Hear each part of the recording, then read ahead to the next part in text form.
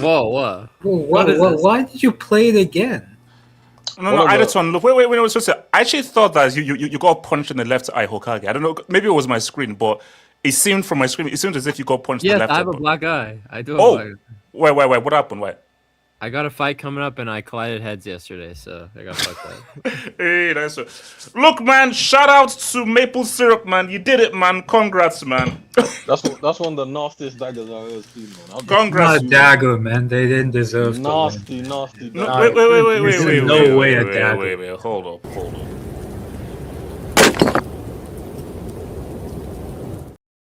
That's no. A dagger is when it's close and everything. It's not. One team wanted to win. One team we're trying to win. I don't know what you're talking about. Canada should have blown these guys out like 3-4. Yeah, that's what I'm saying. No. But hold on, we'll get it. So guys, you know what? Let's forget it right now. Hold up. So guys, here's the thing. Hold up. Where we are right now. Like, KJ, I don't know what match. No, first half was supposed to be pretty even. Look at the brick here. Look at the score that's on there. Look at the score. Oh shit. Bro. Okay, you know what an idiot. Okay. Hey, shut up, bro. Okay. So, what's it called? Ricardo, talk on it while I sort out this whole score. I have to look, very, very frustrating game. We made this game significantly harder than it should have been. Weird, man. Okay, buddy, you represent like 5 different. No. KJ, you're the last guy to talk, bro. So, I'm French sense. Because I ate a croissant. You don't even live in France. I'm French because my dad in Canada. My dad worked in North Africa. KJ, you fake ass French dude. Sorry. Look, being a Canadian football fan is very frustrating because this is the type of national team that plays well and then they get scored on last minute and loses. That's like typical Canadian football, and I really thought that was gonna happen. Cornelius, corny name to begin with, but how he missed that free header, we'll never understand.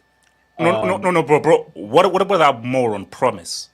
Where the guy was completely free, and you think you're gonna basically you think you're gonna score from there. I mean, that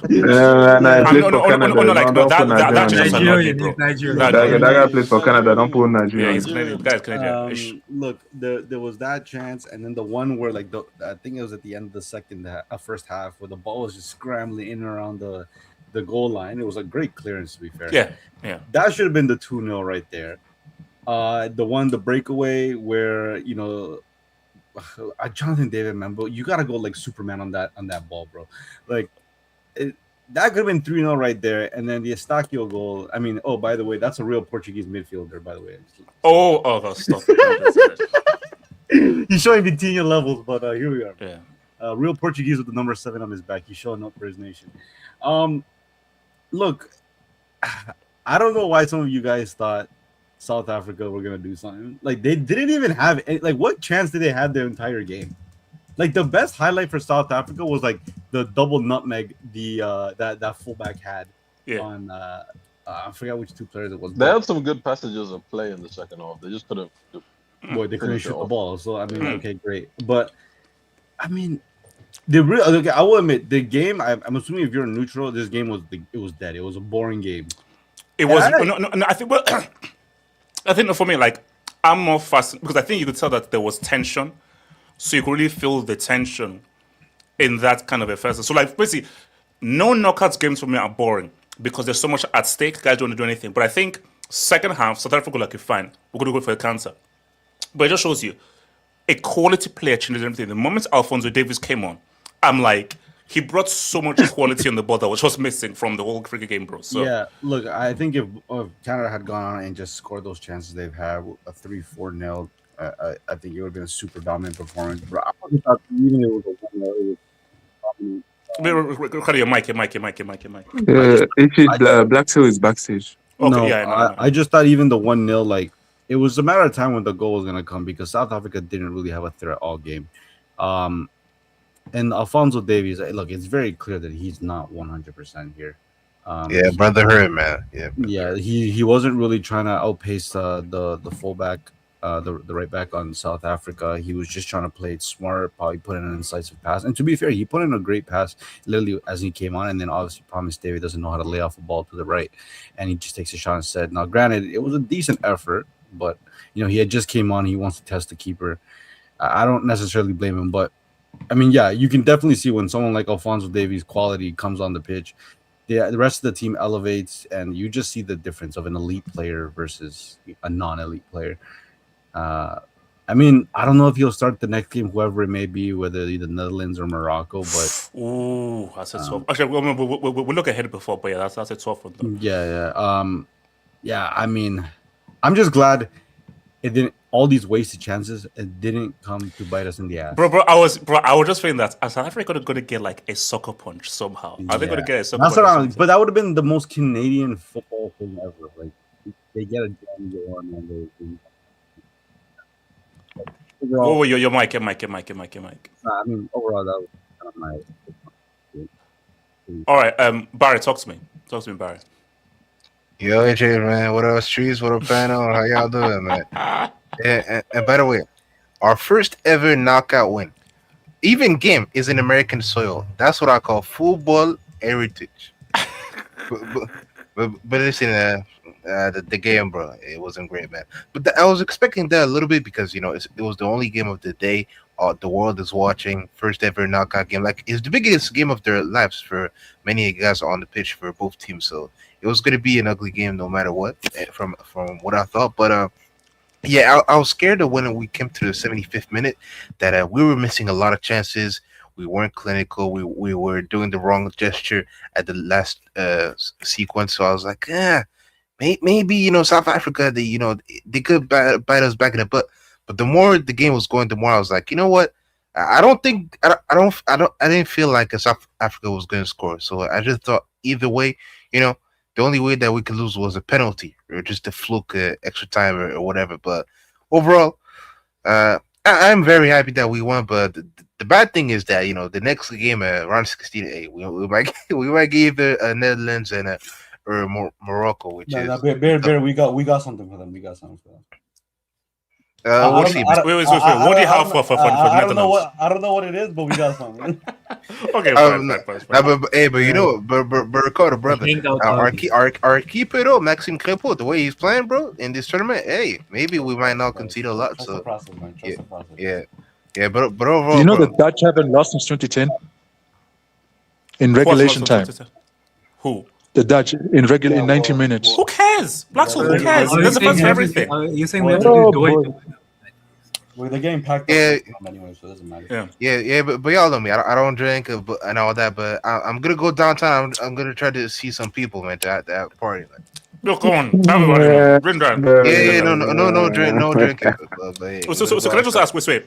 Was that a penalty or not a penalty? Yes, man. Are you? Yeah, I felt, I can see both sides. I can see both What? sides. He does Yeah, get the ball. 50-50. So, I'll say okay, 50-50. so should he have at least be advised to go look at VAR then? No, Yes. no. No, but the thing is, he didn't give the Or he once didn't give the he initial thing. So yeah, he didn't give the But issue, you and he know had the these- good view. I these- think he had the Bro, good the view of it, referee's so getting retarded in this I don't think he was going to shit. change his opinion on that. Oh, one kind of thing in this tournament so far. I like that the refs, they let things slide, but they let it slide a bit too much. Sometimes we see a couple calls, a couple fouls. They let it slide too much.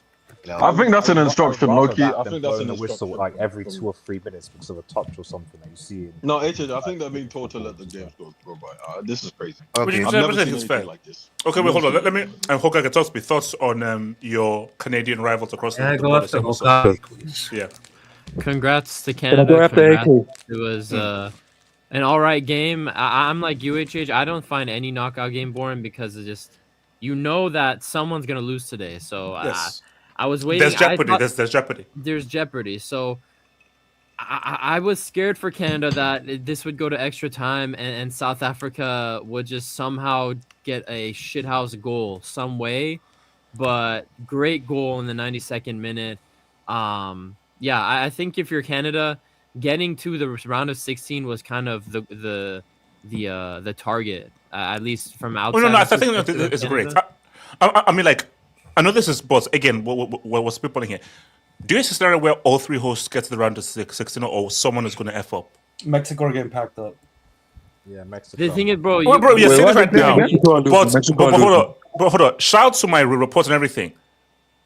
Don't let Bosnia do something to Trump, bro. Bro, Bosnia could do something. Don't let because That also- news reporter might have Yeah, screwed that up. bro, clip is there. after that news reports because I touched that. That's going to be a hangout. If Bosnia pack up America and Mexico go through, bro, we're going to have talks. We will be there. Hey, well, what if Canada's the only team that goes? Wow. Wow. That would be a dub. That would be a dub. Boy, for you, but- that's yo. Yeah, you're correct. Hokage. But yeah, this was the round of 16. I think was their target. So I think regardless of what happens, if they get Morocco or the Netherlands, I think Canadians should be very happy with this. This is a good step forward for them. They didn't embarrass themselves at this World Cup, and now they're in the round of 16. I don't know if Alphonso Davies will start the next game. With all the injuries he's had the last year, I would probably not start him. He did look a little bit hesitant to get in there and fully sprint past the tired South African legs. You go up against like a Netherlands or something, bro, those big physical defenders. I don't know if he should be starting next game. But yeah, I feel like he did bring enough quality. And like Ricardo said, like his first pass was just an incredible pass. And it didn't lead to a goal, but Canada... But you know what I don't like, okay? Why is everyone just assuming that we're going to get a Canada Netherlands? Like, so Morocco just I'm don't saying exist. just in case. If it's, I feel like Morocco is a better matchup for them personally, but I'm just saying if it is a Netherlands, for example, I think the physicality would be too much for Alphonso Davies. But yeah, dude, good win for Canada. And bro, if Canada is the only team from Mexico and USA to go through, bro, That's great. Oh Okay. So okay, no, let me be so Canada, and so the winner of Canada or Netherlands or Morocco face. Is that the branch that France and Spain? France are in? and Germany. All I know, Yeah. France all I and know, Germany, all I France know and is Germany, yeah. we're seeing France in the semi. That's all. We'll yeah. see Mbappe. No. You mean quarters? You mean not same as quarters? Is it quarters? Yeah, I think it's quarters. Yes. Yeah, quarters. Okay, so what the Semifinals will be against Spain. Yeah. Spain, yeah, Yeah. Spain. If Spain what go was- through, of course. Kenny, talk to me, man. Gretzky, and then Yeah, I'll come go to Black Sea. Kenny, please. Yeah, no, like you Oh, said, Kenny, long time, man, long time. yeah, long time. What? No. We took a little break, man. We took a little What? break. Does KJ keep doing that? Oh, Yeah, nah, I- get it. Hey, nah. Yeah, KJ, I don't know what's going on over there. From now, I'm actually gonna just start putting guys in the green room right now. KJ, shut the f up, man. Continue, yeah. No, shout out to the Canadians, man. It's obviously, I think, like I said, first time winning a knockout game, but game wise, quality wise, I do think that there was a lot of when it came to like the technical aspect of it, like there was a lot of mistakes But I think the game was interesting. I do think, like they said, Canada forward wise. I think that if next game you can't be having your forwards messing up like that. Like the two Davids, I think it was Olua say as well, the other strikers. Yeah. Like I do think that you need against South Africa, you can get away with it, but against better team. Was Laren injured? Probably. Because why didn't he stop? Because that Oluwase is ass cheeks, bro. And then I'm not gonna lie, even Larin as well. I don't think that's a big upgrade. No. But he's better. It's not say hugely, but he's better than Oluwase, who's ass. But continue. I mean, another Nigerian as well. But how do you call it? Yeah, I do think that South Africa, like going forward, the quality was too poor. Honestly, some of the build-up play was not even that bad, but it's just afterwards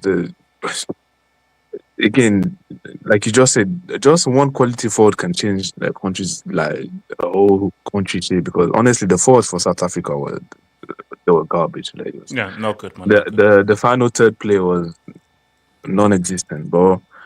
Even for them, I think going out of the group stage as well with the WBB, it was quite unexpected. So they did well. So no, it was a good way to start the knockout phase. Honestly, I do think that Canada, either team that goes out of the next, either Netherlands or Morocco, I don't see them being Relax. So, okay, so are we saying that Canada can't beat Netherlands or Morocco? Is that They are perfectly capable of beating us. They are Nah. Yeah, I know what you're trying to do, AK, however. We can't score. We struggle to score goals. I can easily see Canada getting a 1-0. What do you mean? Hold on. You have to first sort out Netherlands first before you start thinking about things. Nah. But I do feel like Canada, especially in transition, they can go up. And I do think that I do think Netherlands and Morocco have, but again, South Africa, like this attacking that was bad. I do think that Morocco, as much as you say you don't have forwarders or whatever, you still have way better quality than whatever I just saw from. I don't even know some of the names of the South African guy. That number 7, the little guy was decent. I'm not gonna lie, even the African, some of them like dribbling was that. They were alright, but the decision making afterwards was poor. Yeah, like I think like the second of offense video, they were not really doing anything. Yeah. I do think that Netherlands or Morocco, like defensively, I still feel like Canada are a bit dodgy. But going forward, I do think that they create chances. Or if I'm not gonna the forwards on the day, if a David and maybe a Alfonso Davies, if these guys are able to actually take the chances, maybe you have a chance there. But I don't know. I don't really trust these Canada forwards from what I've seen. But we'll see. Before I come to you, Blacks, let me just quickly to Dubinsky's. Shout out Shane, Wayne Gretzky, Howard Shaw, Steven Ustakayo. Oh, Howard Shaw is Canadian? Eustachio, not Ustakayo. Lord of the Rings composer, the guy who did it for Lord of the Rings. We know he can't pronounce words. Oh shit. He's saying Ustakayo. Ustakio. I think that's the way the UK. I think if you watch in the UK, that's the way they will pronounce it. Like they will pronounce how to pronounce it. Shout out to Gretzky. This is a guy that says Gambia, shut up. Gambia, shut up. Mbappe. Gambia, shut up. Okay, all right. Shout out to him. Last minute dagger on a hate watch. Niger lives. Okay, can I say something? Man. Come on, man. Okay, wait, hold on. Qualify the enemy. That's why guys are shameless. Okay, was this an African hate? Because I wasn't hate watching, but was it an African hate watch happening? Because I'm seeing some stuff online. I do know some Nigerians were hate watching. You know, Nigeria and South Africa, they have some. Honestly, I don't understand it. The whole of Africa has been hate watching Morocco and South Africa. I don't know why, but those two have been hate watched for the whole tournament. Yeah, it's crazy. Shout out to. Although Morocco, I understand. Wait, hold on. Jara Barres writes, Canada got to revert to pre-Geneva Convention if they want to get past the next round. Good thing some Africa fumbled that. You're welcome, Africa. Wait, what does he mean by pre-Geneva Convention? What does he mean by that? I don't understand. What does he mean by that? Shout out to Barres. But look, what if Canada get a cheeky call? Actually, no. Like, no. For me, I don't. Like, honestly, they can't beat Netherlands or Morocco. Okay, Morocco, who knows? If it's Netherlands, I can't. But Netherlands are one of those weird teams that they can just effort, but they can't. No, too much quality. Forced You in say the Netherlands. you say It two. depends. You say If- 2-1 if- Netherlands. Say 2-1 Netherlands. If Gakpo drops a disaster class, then there's always Yeah, I'm saving. Damn. I'm saving my jinx for something. No, else. we're saving our goals for the next round. That's how we're gonna score one. Kokoro, Battle of Midway look like Drosky construction skits. Huh? Shout out Drosky, man. Shout out answer. Why are fans of other African nations so happy about South Africa losing? I know there's rivalry between them and Nigeria, but why are this? Okay, so I don't want to get so political here. This is a football show. It's a football show. Basically, there's just been lots of stories of South Africans pretty much beating up other African people. So other African people are like, based on what has been happening in South Africa to other Africans, they all want South Africa to be taken out. So, and everything. are you happy that they lost today, or were you? And some of the. I am an objective football attackers. analyst, Ricardo. Thank you. No, but or were you? I am an objective football analyst. Thank you. Or were you? That wasn't the I am an question he objective asked. football That wasn't the analyst. question he Thank you. asked. Shout out to Frank. Dutch here love to join the steam. Love to join the stream. What the hell? Spell properly.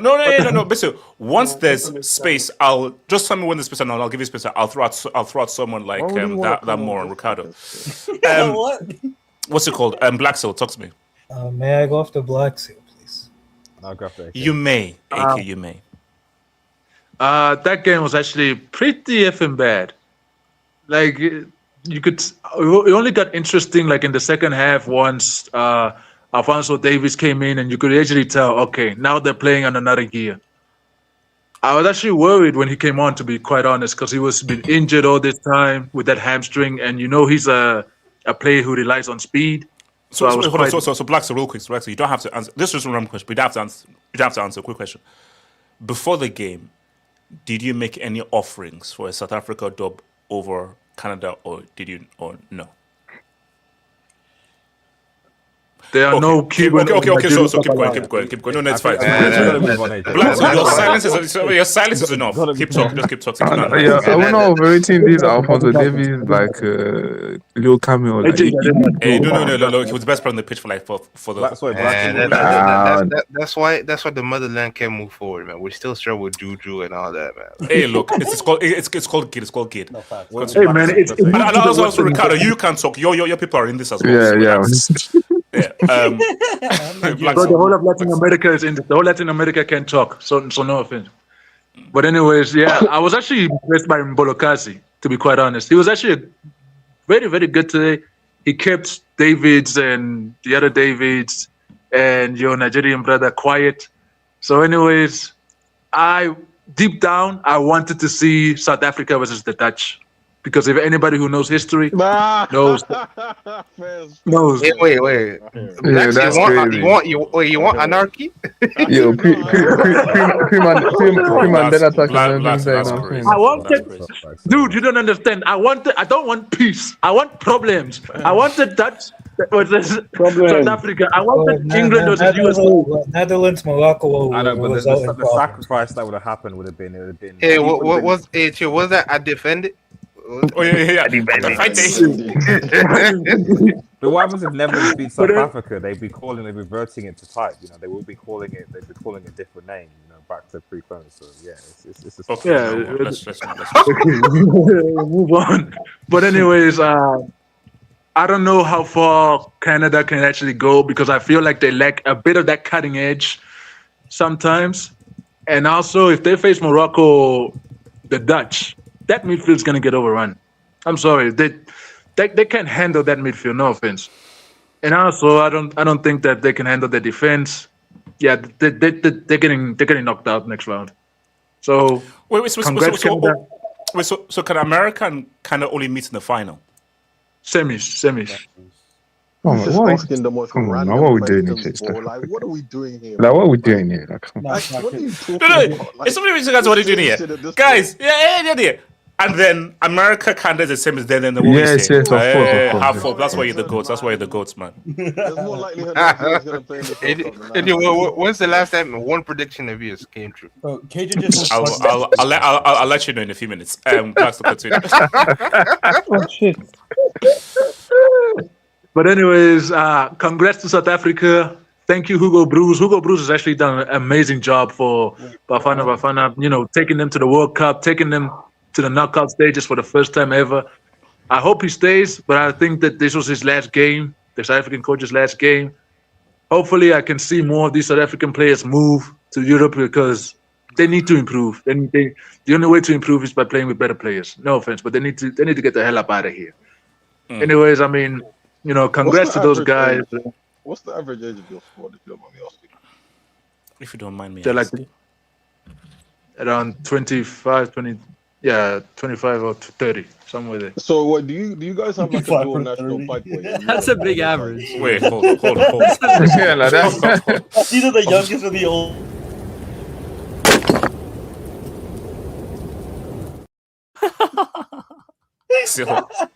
Do you realize that? Well, hold on, but Blacks, do you realize that doesn't make sense? But you realize that, though. Wait, what did he say? Yeah. Wait, hold on, Blacks. But do you know why that doesn't make sense? That every age either being 25 or 30, because you know that's like a massive jump. Like 25 takes it. You can't say the average age is either 25 or 30. That's Blacks. So that doesn't make any logical sense. Bro, don't kill me, bro. Yeah, the average age is around 28. Somewhere there, to be more specific. It's like 27 and a half, I don't know, in between both. No, but Kamikaze is good. Yeah, but anyways, yeah, Blacks also. But anyways, congrats to Canada. They deserved it. I hope they go far, to be quite honest. I want them to go to the quarters. I want to see Canada versus France. Why do you want to see Canada versus France? You just the colonizers. Wait, Black. Is this like the geography cup? Is this like the colonial World Cup or something? Like, what's this? All I know is that we pack up France. I wanted Congo versus Belgium. I wanted USA versus England. I wanted South Africa versus Netherlands. I want war, man. No, basically, all I'm saying is okay. All I'm saying is this: I want India versus don't let Canada get further than Mexico or America. Good thing I didn't hear that because that I think I had a potential right there. I had a potential right there. So honestly, don't let Canada get further than either Mexico or America. That's what I'm saying. I don't think no. USA are getting further. I have more trust in USA than Mexico, Canada. Mexico are going out. I hope they saw the video of that lady. I saw the video. We all saw it, bro. We all saw it, but you know how the Americans are. They love shithousery. I mean, Australia were pissed off that one guy from that's not shithousery. That's just like, come on, there was no need for that. But she was like loud her. She was. Man, Elijah. You see Americans, she was like loud. No, KJ. When you want to talk, I'll bring you back in. Before then, I'm what type of Simba area is that, man? She was laying aloud. Why is he here? He's not even on the belly. Yeah, it's like, so what's a loser? Or she looks pretty, like, so therefore she can act like a moron. Wait, KJ's gonna see a lady kick a kid and then coach, she's a length. Yeah. No, of course, she's nice and everything. So let's her throw a kid off a building. It's fine. Moron. AK, what do you want? Yeah, I mean, congrats to Canada, man. I mean, it wasn't a great game. Wait, is that really congrats or is that a begrudging congrats since you're American? No, congratulations, but I don't harbor any ill will towards Canada. I mean, I think in terms of this game, it wasn't a great Wait, hold on. Where is South Africa on the map? Where is Canada on the map then? What do you mean, Canada? Disprove the American stereotype that reporter showed. Where is Canada on the map? South Africa is come very south of Africa, bordering the likes of Zimbabwe, Namibia, Mozambique. Give me a break. You have a map open right there. Yeah, whatever. You have a map open right there. I said, do it from memory. Have a map open. I mean, I have Twitter on the one tab, and then this. That's it. And the geography map right next to the country. I don't have it. What's on your tab? What are the tabs you have, AK? What are the tabs? In terms of the game,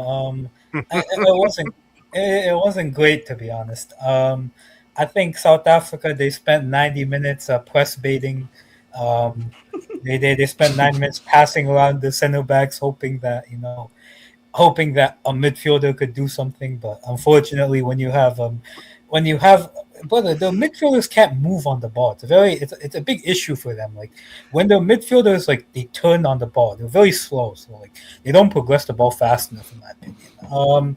Attacking wise as well, at the end of the day, when most of your players play in the South African league against players that actually play in Europe, there's no real hope for you. Is that the best league in Does, Africa, by the way? AK, sorry to interrupt you. What does that say about South Korea? Because they beat South Yeah, I Korea. mean, Most South Korean teams now play South in the Korea. I mean, when your national media blurs in a press conference, there's a big issue there. But I think Canada, for them, they were good, to be honest. I think they had some good chances attacking wise, but they couldn't finish. But I think when Alphonso Davies got into the game, they were really a lot more threatening. Tells you the quality difference, man. South Africa riding up here with some 5'2" winger, and South Korea, and then Canada being on Alphonso Davies. So it's the quality difference is just too much. I think what's wrong with being 5'2"? What's wrong with being 5'2"? Wait, AK, how tall are you? I'm 5'8", bro. Lie. Why would he lie about that height? Exactly. Because like 6'2", 6'3". Okay, so why? You're like 5'11" max. Actually, hold on. How would you know? What do you mean? How would you know? We've seen your videos, No, come on. AK, you're 5'6". AK, you're 5'6". I've seen H next to Elijah. H is like 6'1". Well, why would I? But Elijah's like 7'10". No. Elijah's like 6'4". See, 6'4", yeah. Hold on. If I was 5'6", why would I lie and say I'm 5'8"? That's like 2 inches taller. It's nothing. No, but there's a big difference between 5'8" and 5'6". No, it isn't, bro. It's 2 inches. The average height for a US guy is like 5'8", bro. 5'6" is mine. Well, I'm 5'8". I'm not tall. I'm average. I'm normal size. Bro, that's shorter than Messi, man. That's what she said. That's what she said. AK is petite, bro. Okay, AK got fantastic. AK. In terms of Canada, I think that forward line, man. The Jonathan David has, apart from that hat trick against Qatar, he has been horrendous this tournament. Man. I think you have to start Kyle Lewin. I would personally, I know Promise David didn't have a great cameo today, but I would start him over that Oluwaseyi guy, bro. That guy's terrible. I think overall as well, I thought Jesse Marsh approached this game with too little caution. You're too much caution. I mean, you're even if the game is in Los Angeles, there's more Canadians in the stadium. I think they should have gone for it more in the first half. Wait, so where is the next game? Where is Canada's? Houston. What's the Canadian posse like in Houston? Yeah, wait now, wait. Well, but Gabs are going to travel. True. So it's probably going to be a lot more than either Dutch or Moroccans there. So. Are we going to talk about tomorrow's games as well? Yeah. Brazil, Japan. Yeah, we've got Brazil, Japan. KJ, what do you want? Can I speak up to KJ, please? Yeah. Look. I think first of all, that penalty was a Stonewall penalty. I don't know what you're talking about. The guy got in between him, got a bit of the ball, but he got the man before he got the ball. So I don't know what anyone's talking about. The refereeing in this competition has been insane. That's the first thing. Yeah. I think Infantino is genuinely telling them, because of the spectacle, you got to let some things on display. Because I've never seen this before. It's insane to me personally. The second thing is, I think South Africa, particularly in the second half, they did have some good passages of play. I'd say there were times, where they played better ball than I've seen them play in the previous 3 games. That's for sure. Particularly with the passing and stuff. I never knew they had it in them to play like that. Because after the first game, it's wraps. But no. Yeah, in the final third, they weren't great. That guy Mandazi at the back. Mbakazi, my fault. He is a good player. I think he plays in the MLS, and he looks like a unit. Allegedly, he's 20. I don't know. Africans in the age thing. But apparently he's 20, so he could be. Oh, come 20, on, man. Come on. So that's a player who. That's a player who could possibly get a move to Europe in the. I don't know why this isn't a good start. No, good. I know, good. You're in the yellow. I know, good, but you're in the yellow. You're in the yellow. Good. Harsh. VAR review. Anyways, yeah. From that, I think he's probably the most impressive player. But look, I don't know if they're gonna go down the path of getting some dual national. I don't know if there's South Africans that play in Europe, but for the next World Cup at least, they need to have better forwards. Because look, I think all of African football, a lot of them are athletes. Most of them are athletes, and I think the coaches are smart enough to go into tournament football playing, a strong defensive base while trying to give players a bit more expression up front. South Africa just don't have the quality, and the thing is, these guys aren't younger. That's the thing. So there's not really much scope for improvement. If they're like 19, 20, you could say maybe they could move to foreign leagues like Blackshill pointed out. But if they're 24, 25, where are they going to go? Like realistically, like how are they going to improve? So yeah, I don't know if South African football needs an overhaul of their attacking, of their coaching at youth level. But yeah, I feel like they could definitely improve in that area. Look, from Canada's point of view, that's a nasty. You know why I say it's a dagger? Yeah, because like, I mean, when you're in the 90th minute, you're realistically thinking, okay, this could go to extra time, and from there, you could shithouse your way to a penalty shootout, and that's 50-50. But the way the ball came, the cross came in, no one is marking him on the edge of the box. That I'd be fuming if I was a South African fan. No, But I think, like, for me, a dagger feels more so like, basically, put it this way.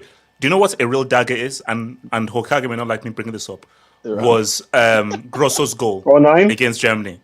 That's a dagger because that game was back forth, and then once it hit, you're like freak because either team could have won that game. There was only one team that was most likely to score, and that was Canada. So once Canada scored, it was like, hey, the pressure mounted up eventually. So yeah, no, that's fair. I mean, I think that was still bad considering they defended so well. You're that goalkeeper, Rowan Williams or what the fuck his name is. I really thought he would have got a move to Europe maybe after he won what was it African Player of the Year some years back, unless I'm mistaken. But yeah, look, he's still a very good goalkeeper. Goalkeeper of the year. No, he didn't win it, but yeah, he was in the nominee. I remember. I think it was after the AFCON. I think he was. Yeah. Yeah. I mean, Is someone's computer overheating, or? I think. Yeah, it seems like that. I think he's a clearly good goalkeeper. But yeah, from my perspective, I think good finish from Eustachio. Yeah, it was a very good finish actually. And yeah, going forward, look, whether they play Morocco or they play the Dutch, they're getting packed up. We need to stop this waffling. They're not getting past the round of 16 at all. But look, so you give them no chance against Netherlands or Morocco. They have no chance.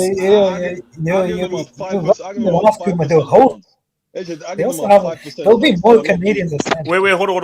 KJ, so you say you give them no chance. I'll give them a 5% chance. Man, I'm doing shit in that game, HJ, respectfully. But they're getting packed at least 3 or 4-1. That's the first thing you want to understand. Look, Jesse Marsh is a bum. That's harsh. Jesse Marsh is a bum. That's not going to change because he got to round of 16 beating some part-time bus drivers. Look, I think for Canada though, it's history, right? First time you've been in the round of 16, first ever knockout victory. So yeah, they got in your hood, in your hood too, but you got to celebrate. My hood, I'm Gambian, allow it. So you got to celebrate. Wait, you say you're American? Allow it, and you got to celebrate. But yeah, I don't like the way you're talking about American. He changes every. Okay, wait. I don't, KJ, you don't. Good. Yeah, I'm the gun now. You do. Shout out to your boy Jero. Canada and the reason the Geneva Convention is a thing. # war crimes. Is this can Canadians verify this? Probably. I don't know about all that. Wow, we're very peaceful. We're very peaceful. You guys are some garbage. You don't even know your history, man. Bloody hell. Seriously. Shout out to AK, Casey, Nomad are all okay. I'm not. Relax. I said I know that. No. You know. Wait, hold on. You know what? Let me look at the India basketball. Bro, I only have half. Bro, India, they said that 7-foot guy from India, bro. Like that. Wait, hold on. So okay, let me be frank. There's a space open for you. Let me be frank. There's a space open for you. So if you want to come in, there's a space open for you. So does anyone have any more thoughts? Candace. Sorry. Yeah. Ardias, talk to me. Ardias. Yeah. First and foremost, I cannot confirm or deny that certain Nigerians I know were hate watching this game. I can't confirm. Basically, you are confirming that they did. No, I can't. All I can say is that, like, you know, that there's certain. All I can say is certain people that you know, were putting on eating maple syrup, the Canadian flag. Whoa. Putting on maple syrup on your body is crazy. What they were doing is, you know the Nigerian flag. What is this? Is that one of your kings? You know the Nigerian flag is like green, white, green. They replaced the green with like the red. So it was like red, white, like red. And thing. So it's a little bit. AK, the only tall Indian I know is the Great Kali. All right, you know what? So that's actually the quickest red we've ever had. That's the quickest. That's quickest red we've ever had. How's that even a red? That's just true. How's that a red? That's the first red we've ever had. Wait, is that the first red? I think that's the first red we've ever had. He came on. That has to be a record. That's been the fastest red in Hangout history, bro. That's the fastest red in Hangout history, bro. So you're telling me that you know I was gonna say something crazy, but That's continue. impressive, man. That's impressive, man. I respect that. I don't know what Body Base expected. Oh, let's continue. That's me, man. That's. I remember was it the Steven Gerrard red against the United was it when he comes on as a sub for his last game? Yeah. Gets the slide tackle. That's nothing to Messi. Yes, well. So based on the game, yeah, I mean, like people said, I agree. It wasn't the best quality game to be honest. Not that I was expecting much at all, to be honest. From that, I thought this was going to be a 50-50 game because, frankly, both attacks have not been that great. Jonathan David, who was supposed to be like a non-form is a bum effectively. He doesn't offer anything at all, and South Africa definitely offers zero. However, defensively, they look good, look organized, and they were good defensively, to be fair. But like a lot of African teams, unfortunately, tournament like that, this is clearly an attackers tournament, from what we can see. With the team that can score most goals, ironically enough, because that's what football is about, is going to win. And I just think that South Africa just didn't have that today. So as far as the penalty incident goes, yeah, I would agree. I don't think it was a penalty. But even still, I don't like. I'm quite happy with allowing referees to make decisions instead of VAR constantly getting involved for every single minutia thing that often happens in European leagues. As well as the fact that the whistle being blown every 3 or 4 minutes for a touch, it's quite nice to not that the game actually flows instead of people just being on the floor all the time. As far as where can Canada go, I mean, let's be real. There, it's round of 16 max. I think. So I think whichever team went through this game, round of 16 is probably as far as, and that's a good achievement for Canada. Very good. Yeah, very we good. don't even know whether they know they're in the round of 16. We don't know. Mexico isn't facing Ecuador, which I think is going to be a very, very difficult game. And US, I mean, listen, I thought it was going to be US. Bosnia are motivated, bro. Yeah, after that, they're hella motivated. Like when your national team Twitter is like, guys, we need to look at this, guys, look at this. It's not. And Bosnia already had it because remember, Italy did this. I think it was Italy did the same thing. Yeah. They were celebrating when they got South Africa. Yeah, you don't get Wales, you get Bosnia. It's all going to be fine. And Bosnia like, you just wait and see. We'll have something for you guys. So if I'm the US, I'm a little bit worried. I would be really worried because they're the 18-year-old player Alabegovic just got transferred to AC Milan. I'm not sure if Americans don't have a player like that, do they? And if I were Destin Freeman, James of soccer, the LeBron of soccer, bro.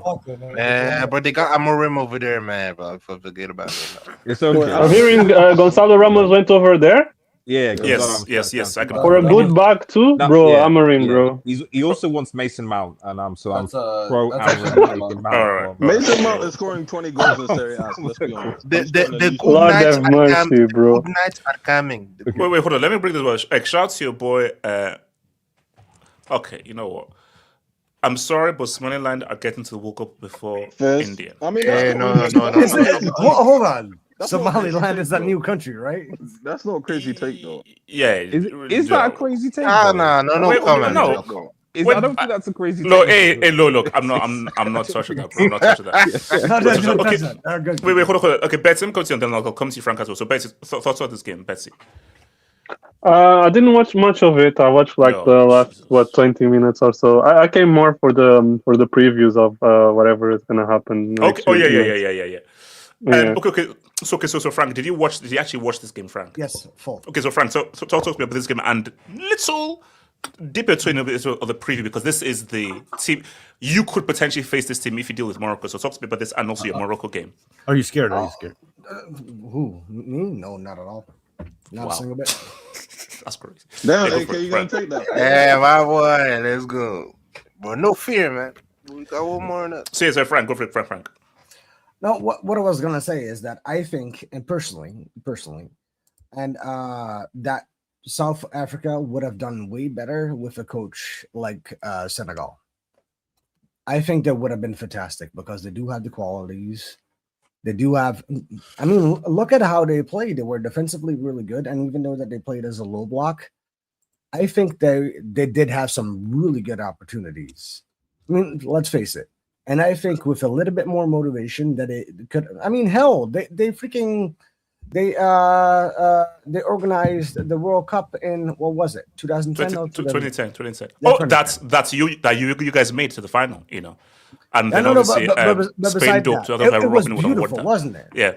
I mean, and they have the capacity for that. Well, so no, but I think I get your point because I feel that if South Africa were more braver, I think that they could have really been able to beat Canada. Just because I think like Canada are not that much better quality-wise than South Africa. So I think if South Africa were able, I think they respected Canada too much. Which is why I thought this could be a lot closer. But I think that they were a bit too respectful of Canada maybe being the host. Because if they're really good at them, I think it'll be a lot closer. Sorry, continue. But what is the point of respecting if you are participating in a World Cup? Okay, Frank, here's the thing. Okay, now, back in the day. No. Okay, back in the day, if I look across and I see Ronaldo, Ronaldinho, I'm sorry, I can't disrespect that, you know. Or even to your boys, if I look across and I see Dennis Beckham, I see Clive, I see Sidorf, I see Davis, I see the Boers, I'm like, okay, bro, because those are guys who you know are amazing. What? But with all due respect, Canada don't have any of those guys, so there's no reason to respect these guys apart from just them being hosts. Well, see, the thing is that if you look at all the different continents, right, they have different types of play style. If you have the Series A, or you have La Liga, or you name it, right? They have different types of play style. African countries, for example, and Sebastian Schweinsteiger, I think, got really in trouble for wanting to make a racist comment. But the point is that we got our boy Brian Brobby in the Netherlands, right? He's a physical player. He's a really physical player, and his brother, I can't remember what his name is, but he plays for Ghana. Yeah. And the thing is that it's so beautiful to see that they are so physical that they can kick a white dude's ass, so to say. Hey, what? No. And honestly, no. It's really beautiful. It's really beautiful to say. I was just say, please, just walk off the ledge. The ledge is right there. The ledge is right there. Just take a few steps off the ledge. Just walk off. No, it's fine. I'm not going off the ledge. But it's so good to see that these players like the Cape Verdes, the Ghanaians, the Senegals, like kick them ass. You know, it's really beautiful. But that's homie's first appearance, man. Imagine in a month. Fizz. He hasn't even been ingratiated into the AJ school of thought. It's a good debut. It's a good debut. It's a compliment. This is a good performance. Fair enough. You know, I'm not a sports analyst, so keep going. Frank. You're cool. The host of this channel doesn't know anything about Frank. sports. Just shut up. That's a goal comment, to be honest. That's a goal comment.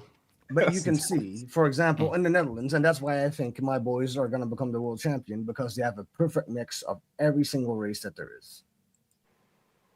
Fizz. Ricardo. Why you laughing? Ricardo, that's right. No, shut up. No, I respect it because the football philosophy is just a racial ideology. Race mixing. To be fair, the Dutch are known for the great football philosophy, so they can be onto something here. But whites, Asians, Puerto Ricans, butterflies, horse, whatever. No, but the thing is that we have. If you look at Cape Verde, right? If you look at Curacao, Curacao had 25 players that were born in the Netherlands. Yes. And if you have Cape Verde, they have, I think, 6 or 7. So real quick. So is Curacao like What's the link between Curacao and the It's Netherlands? an ex-Dutch colony. Yeah, it's like Suriname. Then, yeah. Oh, okay. It's actually quote unquote a state. Yeah, it's like similar to I think the UK is, from what I gather, in terms of like a province, like how Northern Ireland is like a province of I think is my understanding. Is it like Jersey? Like Jersey? Or like Wales and stuff like that. It's like Ghana is a province. Totally like Jersey. Okay, so well, I didn't say what Ricardo said, but I'm sure it's a yellow, so that's a yellow. So wait, how did you get a yellow? You didn't even. No, because I just assumed that it's bad, so it's a yellow. Yeah, his assistant told him. His assistant. yeah, I got something in my ear, assistant. Okay, so what's it called? So Frank, yeah, what? Because I've been hearing this around, and I'm like, why do you believe that this is the year for the Netherlands? Because here's my thing. Let me just say out for you, because. Someone said so. Netherlands have had whether it's Cruyff, Reynolds, Michels, Bergkamp, Kluivert, Seedorf, all the amazing great guys who never won. Robin Snyder. All right. So why do you feel that this is the year for with the Netherlands with Cody Rhodes leading the line? Well, let me ask you guys: how many times did we get to the finals? Three. 74, 78, 2010. And 2010. Four times the charm. Yeah, exactly. 3 times is a charm. Well, you have to win on H8. No, let me just.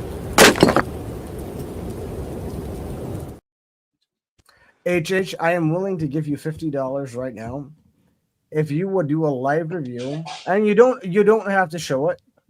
Just watch the YouTube video called Orange Fever. Sounds like yellow fever. How many naira is that? Like no, wait. Okay, you want the live reaction? Jungle Fever. Hold on.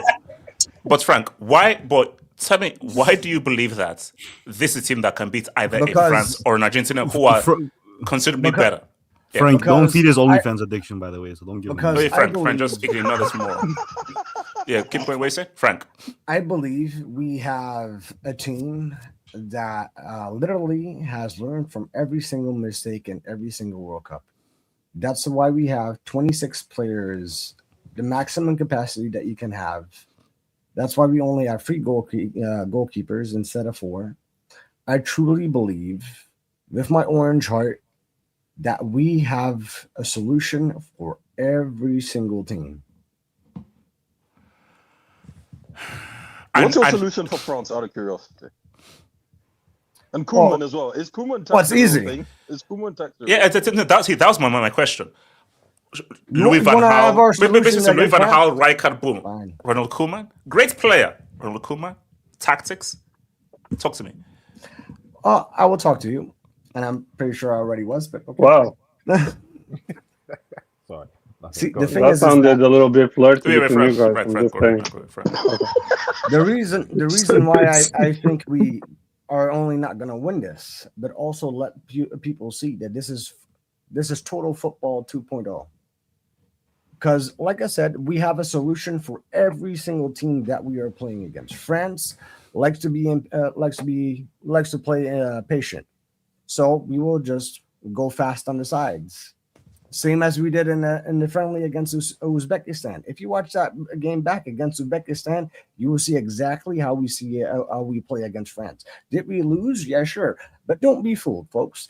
Don't be fooled against an Algeria or the friendly games against Uzbekistan. Those are just training sessions. We don't care how to lose because we don't want to have our opponents to learn all our tactics. I can assure you, the match that you will see tomorrow night will be the most beautiful game that you will ever see in football history. This Can I ask a question? I'm confused. Because last I checked, This is propaganda. Robbery, Cody Rhodes, no, and a guy who wears a headband are in this team. You lost a child in that. But Ricardo. Netherlands get packed up like 3-0. We know Frank is never showing up on this team. Hold on. Who was just talking? Seriously, somebody in the streets was saying, if Morocco dunks on you, will you be here tomorrow? What was the solution against Japan? That's just my only question. What was the solution against Japan? You know how? Well, watch out. Do you actually know again? Do you know how Japan plays? They're like human calculators. That's racist, bro. Wait, is that yellow? Wait, is that yellow? Wait, no. I don't think he's trying to. How is that racist? Nah, I'm kidding. No. Not necessarily racist, but Frank, I'm kidding. I approve though.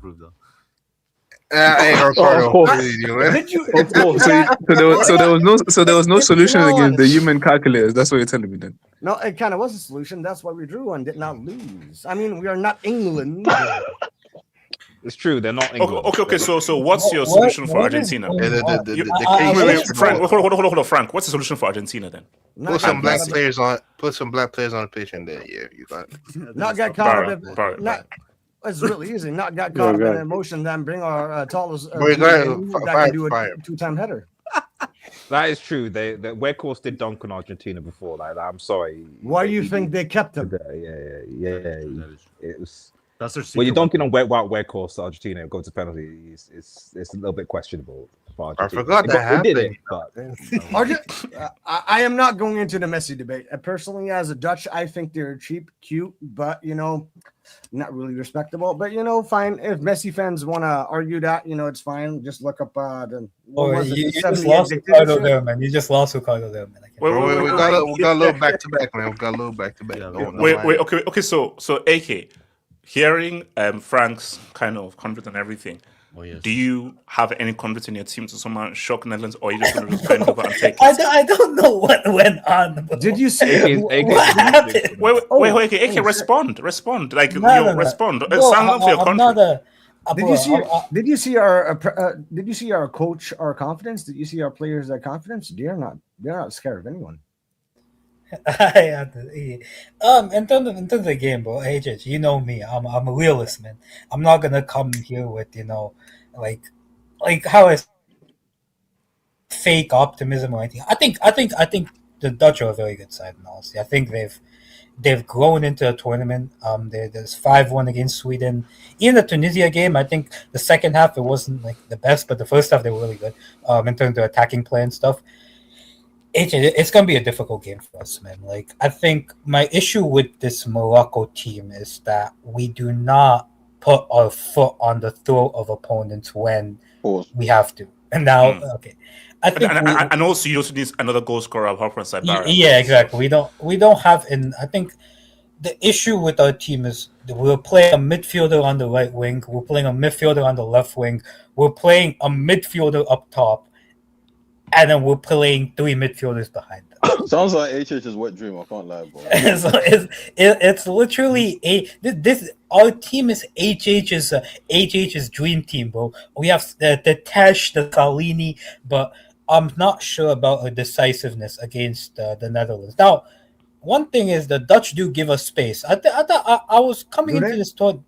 I was coming into this tournament thinking the defense would be the best part of the Dutch national team, but I think the defense is actually more gettable than I thought over the past 3 games. So, like, maybe we can cause issues, but like, bro, I don't know, man. Like, how would you see a team? How would you see a team if they can break through on every single pathway each time and still score a goal each time? Would you not be scared, or you just say? Wait, bring on Money Mason's call. Wait, hold on. AK. I am scared. That's wild.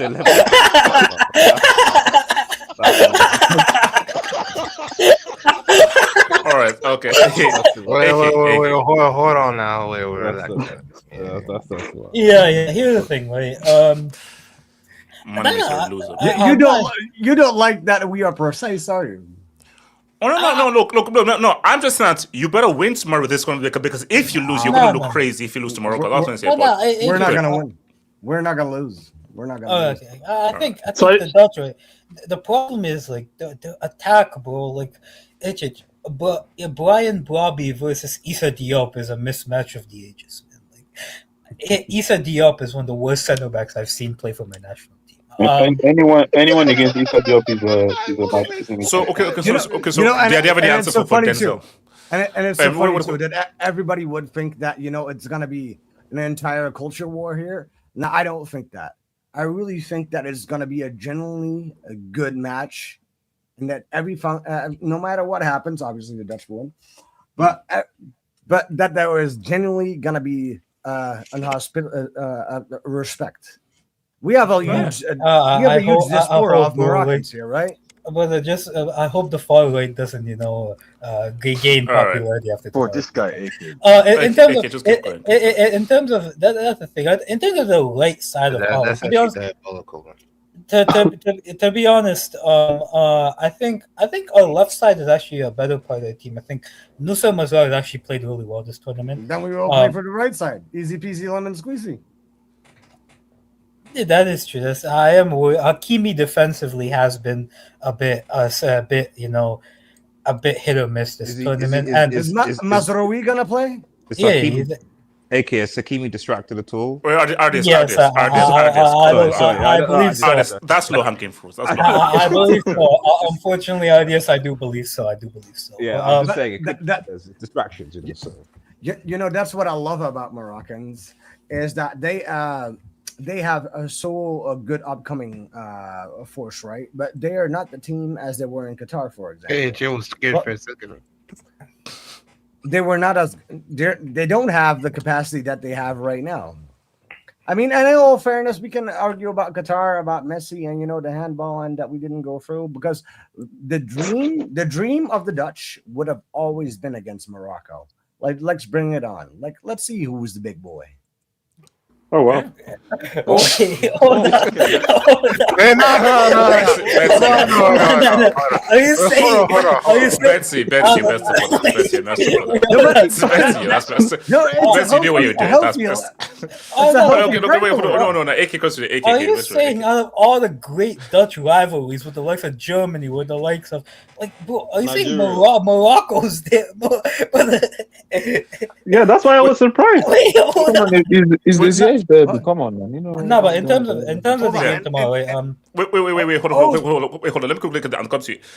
Big up Canada. Hey, Julien, who made his debut yesterday. Shout out to Julien, man. Big up Canada. Well done, man. Science FC. Africa ass are giving the World Cup a bad image. All right, thank you for that. My thing is if I were to be the most optimistic, I could say I think we could sneak a win, but the thing is, I don't know how we're gonna get enough goals, bro. That's my biggest issue, bro. I don't know. This team doesn't seem ruthless enough, man. This team needs a punch in the face in order to react. It doesn't seem. Wait. Hold on. When you say punch in the face like I'm a man over here, or yeah, true. Not like that's wild. That was a layup, man. That was a layup. You don't think Haiti was a bit of a wake up call? It could have been, but bro, I'm seeing Brahim Diaz do step overs and show up legs and stuff, passing the ball for an easy goal for Ismail Saibari. Hold on. So wait, quickly, let's go around. So guys, I just want to get a quick prediction here from you guys. Just a quick prediction. Well, Brazil are gonna win, man. I don't get this. It's just trying to get up out of here, man. I feel like Japan could do a little something. Okay. Who feels Japan could do something? Who feels Japan could do something? Yes, Japan can do something. I think Japan should do a little something. Okay. So Kenny, what do you think will happen? No, I don't think it's going to be a close game. I still feel like Brazil will sneak it, but it's going to be a very close game. I'm thinking too many people are acting as if it's going to be like some easy 3-0 or whatever. Japan's 3 best attackers are injured for this game. Wait, is Doan injured as well? Or is he? No, it's Kubo, Minamino, and Mitoma. That's the three best attackers. They're all injured. I don't know if No, Mitoma's better than again, those. I don't even know if all three would probably start. But no, the thing is, again, Japan has never been about. Ueda's been pretty good though. So Yeah, Japan has never and, been about the individual quality, anyways. Like, it's not as if these guys, True. these guys, they're more of a team type. So that's what I'm saying. I think it will be a very close game. I still think Brazil will win, but I think it will only be like one goal in it. I don't think they will dominate them. I still think that they will. Hokage, what do you think? Brazil, Japan, Hokage.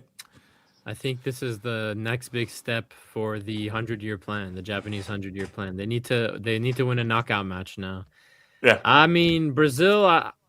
I don't know what to make of Brazil. Like they were all. Hokage, I'll tell you, these guys are not stiffing a World Cup, bro. They're not stiffing a World Cup, bro. So I don't know. But also the idea of Brazil getting knocked out in a round of 32 is just disgusting. It's crazy. Okay, look, as much as I don't raise Brazil, Hokage, if they get knocked out in the round of 32, this is just yet another L of the post-7-1 era. Yo, I think we had a crazy prediction saying, oh, maybe Brazil, like, they could get knocked out round of 32. Like, I think someone said that. I can't remember a couple of months ago. Yeah, I mean, okay. So, Hokage, if Japan were to beat Brazil, how shocking would that be? How much of a shock would that be? Pretty much. I'd be shocked. It would be pretty shocked. It would be shocking. I wouldn't say it's like it wouldn't be something like, you know, if Cape Verde did something against Argentina. No, like no, shocking. But I think if with the progression of Japanese football and the decline of Brazilian football, like it's not that shocking to me. Like I think Japan can get a 2-1 win here against Brazil. Like they just need to stick. They can't get too overzealous in attack. They play that like 3 in the back and then 3 forwards and a 4-man mid, 3-4-3. They just can't get too crazy in attack. They need to stay responsible defensively. Yes, I know AK said Kubo's not going to be back for this game. Mitoma and Minamino never came to the tournament. But they have, you know, Ritsu Doan and Maeda and Ueda are all dangerous guys. And I feel like I feel like they could do something against that Brazil defense. So they already won against Brazil once. Yeah, no, they had a friendly, not quite friendly. I'm sorry, because Danilo and what was that? Danilo and what the Santos guy? So that fullback. I'm scared of what Casemiro's going to do to these Japanese midfielders. No, because here's my thing though. Because let's be real, with all due respect, Haiti and Scotland, Morocco were the better team. Nah, I never want to hear Scotland hype from you ever again, bro. Okay, 2024, 2026, no. If you say look, I thought he was going to do something, but all these brave out hype, man. Come on. Yeah, man. My point was this: is these that are the same guy that said Qatar were making the semifinals. Shut up. So basically, but my point is that look, Morocco, I think we're a better team. Japan are a good team. Japan and Morocco, you'd say, are on like a similar-ish kind of a level. I would say so. If you look at how Brazil looked like against Morocco, guys saying this is not going to be an easy 1, 2, 3 for Brazil. And also, Okage, do you start Nene? Did you watch it? Did you see it? You can't start Nene. No. Kenny, you don't. Kenny, you don't get. Kenny, you don't get. Kenny, do you know why you don't get to say that? We are in the 4th game. Fourth game. And you're saying that we shouldn't start a guy? It's the 4th freaking game. It is. We don't even know if the guy can play like 15 minutes. You want to start him? Why take him to 4th game? No, but it's just we already said, like, me already, this Neymar hype, we already said he was useless. No. Kenny, he's here now. So saying that we took you here. We sacrificed Jada Pedro. It's the 4th game, and we're not sure whether we should start him in the 4th game. The guy's not fit. Yes, you should not start him. What are you talking about? Kenny, you want to tell me potential? You see, where they playing as well? You want to be starting him in the game? Like you're gonna come on, like we're talking about elderly man right there. Like we have to take precautions with him. Like, we're taking precautions. It's a freaking knockout. But how is Brazil even in the equation? I mean, I feel that Brazil has been equivalent to or at least reminded to that they're the top teams or the top favorites. While I don't know, since the fucking 1600s they won the game. Why are we acting like Paqueta's been any better? Like, what are we doing? Yeah, but don't be surprised. Don't be surprised if Neymar starts over Paqueta tomorrow. But that brother's been a fucking scrub, bro. He's been okay. So Ricardo, let me ask you. Hold on, Ricardo. Come to so Ricardo. Do you start Neymar in this game? I mean, if you want to lose, sure. You low-key kind of have to. You low-key kind of have to, because then what was the whole point of taking him to begin with? Morale booster. Just do me a favor. Just watch the Red Bull version. Ricardo, he was bought to hand Vinny a water bottle, man. Wait, hold on. Okay, so Ricardo. So let's expand. You start him. Yeah, over Paqueta, because Paqueta hasn't even been that great either. And Casemiro has been fucking dodgy, but you need somebody who can be a defensive midfielder alongside Bruno Guimaraes.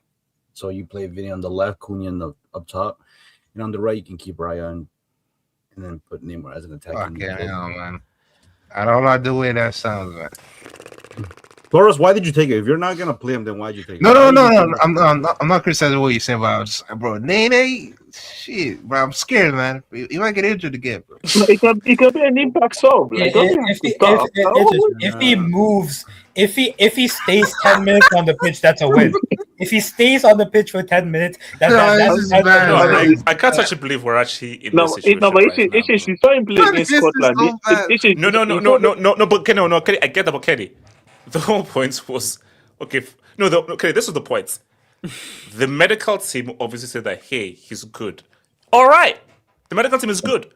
You didn't play any of the preseason games. Okay, that's weird. You didn't play the two group games. You came on in the third group game, and as AK said, you were moving in quicksand.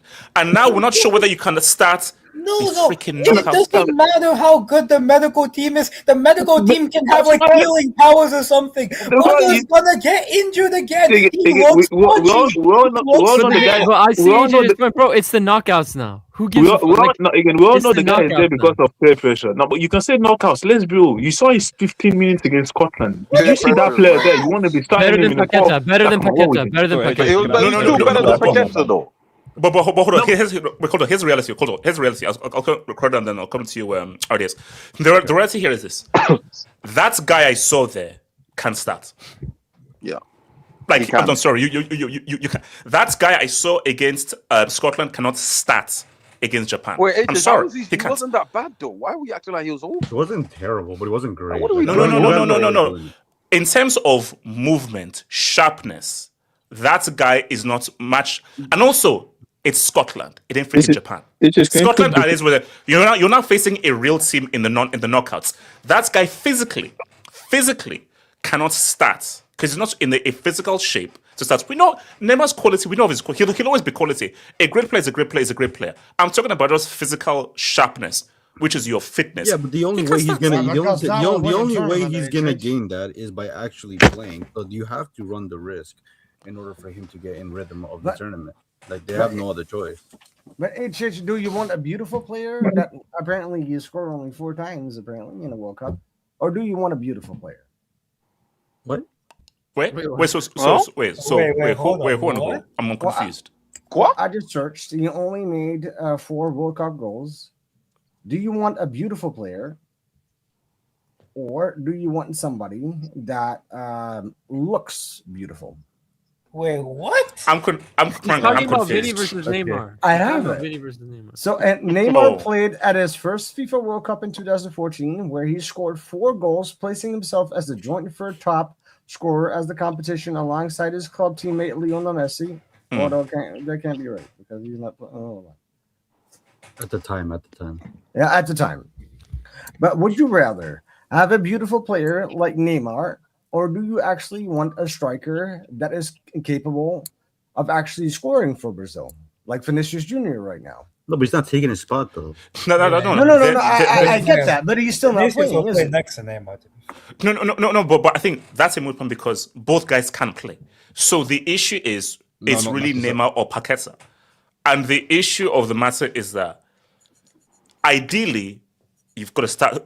It's with the knockouts. You've got to start playing Neymar now. But the problem is that guy I saw I don't think he's in any physical shape to start a game. Yeah. I have a question. Yeah. Do you think players are different when they come in for 10, 15 minutes in a dead rubber, or when they're starting at the when they're actually starting in the game? That's irrelevant because how you look is how you look. So for instance, you can just tell me that Neymar looked physically awkward because it was a user's game. No, you could just tell that the quality is there, the mind is the mentality is there, but you could just see that. Follow. And also, like KJ, it's a lot of logic. He's not played a single but I don't understand. full match game for like a month. Okay, I don't understand. Okay, that's fine. Okay, that was not great. My thing is this: I do not think that.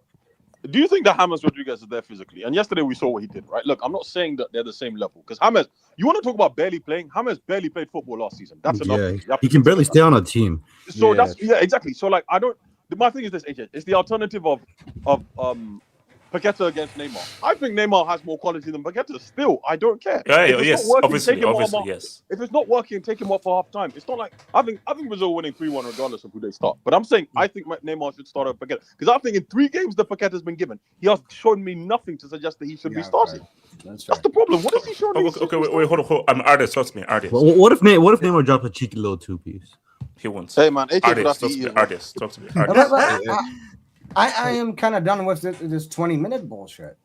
Like, you either play the player or not. Don't like. No. Yes, that's right. Yes. Hold on, artist. Yeah, I mean, I think obviously as been said already. I don't think you can really judge Brazil's overall performance against like Scotland and Haiti, which both teams that are just not at it really.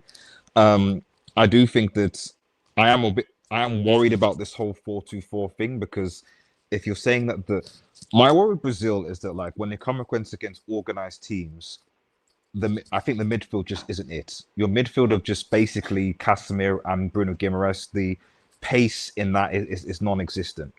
It's not there, and we saw that in the first half against Morocco. They were just being bypassed, being played. So this Japanese team is at least somewhat organized and technical, and I think might give the Brazilian midfielder some problems. I'm not saying that Brazilian attacking wise aren't good. Of course they are. But the midfield for me in Brazil is a problem, and I feel like if you're going to put Neymar into that, who I'm not saying Paqueta is good, but if Neymar's going to play with Paqueta, who's technically one of the midfielders in quote, he's not really, but is there. You're leaving Casemiro and Bruno Guimaraes heavily exposed. I don't think they've got the defense is going to get with Gabriel and Marquinhos is going to get much support from the fullbacks either. So I think that's somewhat problematic. As far as Neymar goes, I don't think Ancelotti is going to change the team, quite frankly. I would be very surprised if he did. And if he is going to bring them in, I don't think it's going to be for Paqueta. I think it's going to be for Cunha, which actually has me more worried. Because Cunha has probably been from what I've seen in the games, has been the better creator for the Brazilian team. It's probably been alongside Vini, actually one of Brazil's best players so far, but is not talked about for some reason. Maybe it's because he plays for Manchester United. It is what it is, haters. That's fine. But he's been better. Shameless. And the fact that people the fact that there's a suggestion that the potential suggestion that they will start Neymar instead of Cunha is concerning because I think if Brazil are going to win this game, they need the creativity from that guy. They need Cunha up front though. I know. What I'm saying is, so what point I'm trying to make is that I would suspect, given I suspect Ancelotti is not actually going to change. He's not going to change the lineup. I do not think Ancelotti is going to change the lineup. He's going to go the same 11 as he did previously. And from what I've seen, if he's going to bring Neymar on, he's probably going to take Cunha off. That's probably what's going to happen, as opposed to Paqueta or something. So, and like I said, I feel that